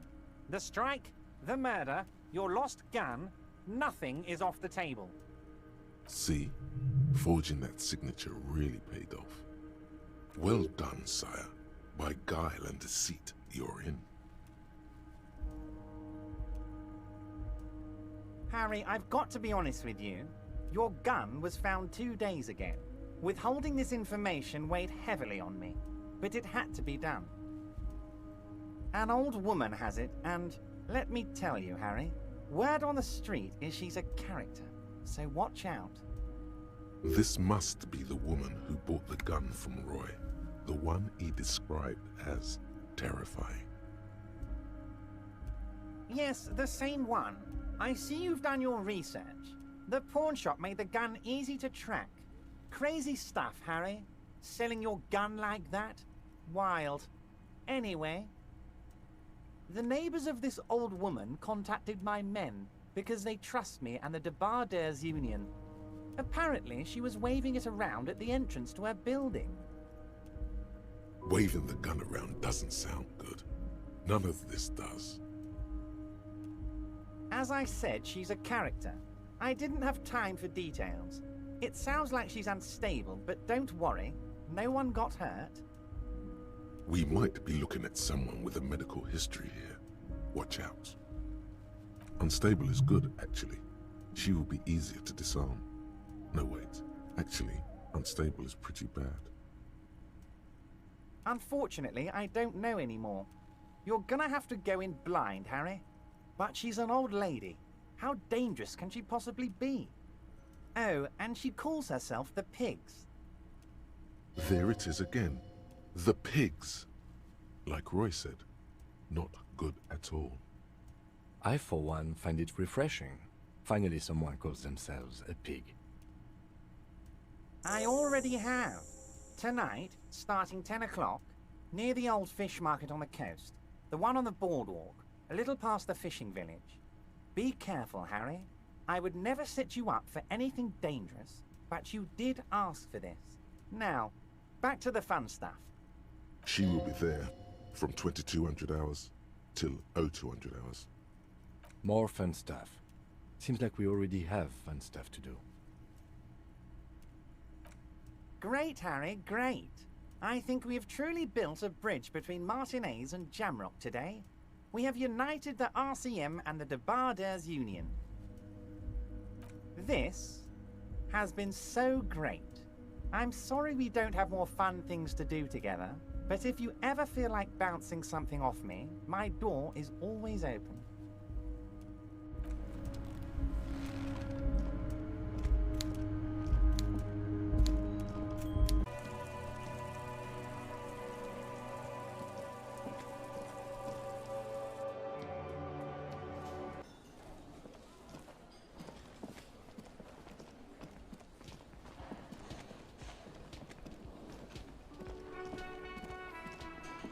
Can I help you? Got the 20 real? Good. You got the room for the night, but remember, you'll need... No, you don't. It's not happening. He tries not to look at you. It's dangerous to acknowledge the karaoke man. It's for the... It's for no one. It's a prop. I'm not letting anyone use it after the great karaoke catastrophe of 44. A lot of people got killed because some arsehole wanted to sing karaoke. Okay, yes, it's for some clients. Ha! Well, we don't have any tapes. They all got stolen. The man in the vest and the violet shirt stares at the tape you've just given him. He begins to frown. Hard. Fine, fine. Climb on that stage and do your thing. Just get out of my hair. I'll plug it in for you. Damn this karaoke machine. I'm having it uninstalled, he mumbles to himself.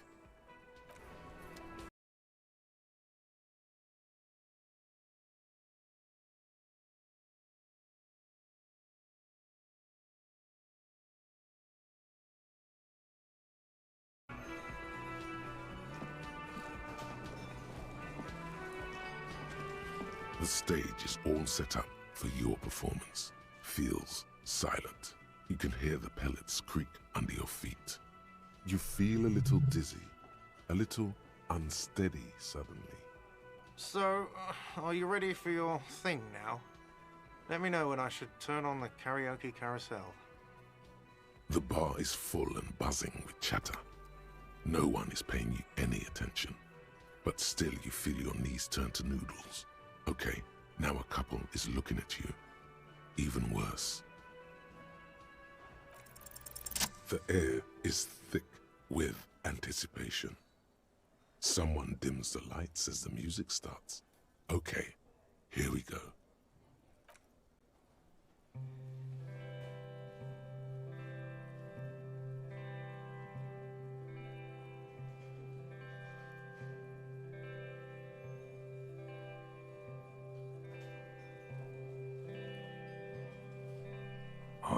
often go there. To the tiny church there. The smallest church in Saint-San. Though it once was larger. How the realm may rest there. Down through the mist there. Toward the Seven Sisters. Toward those pale cliffs there. I would often stay there. In that tiny yard there. I have been so glad here. Looking forward to the past here.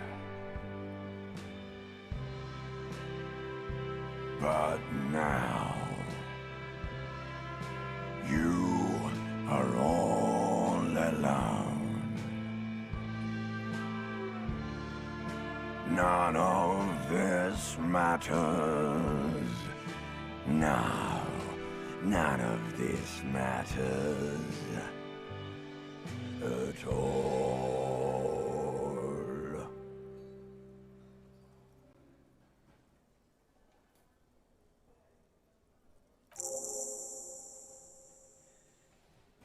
A lazy applause fills the room. You feel your hand shake as awareness of your body returns to you. The lieutenant doesn't say anything, but gives you a quick smile before turning away. He's incapable of blushing, but if he weren't, he'd blush. Good, good. Are we ready? I want to unplug the microphone now. Last words?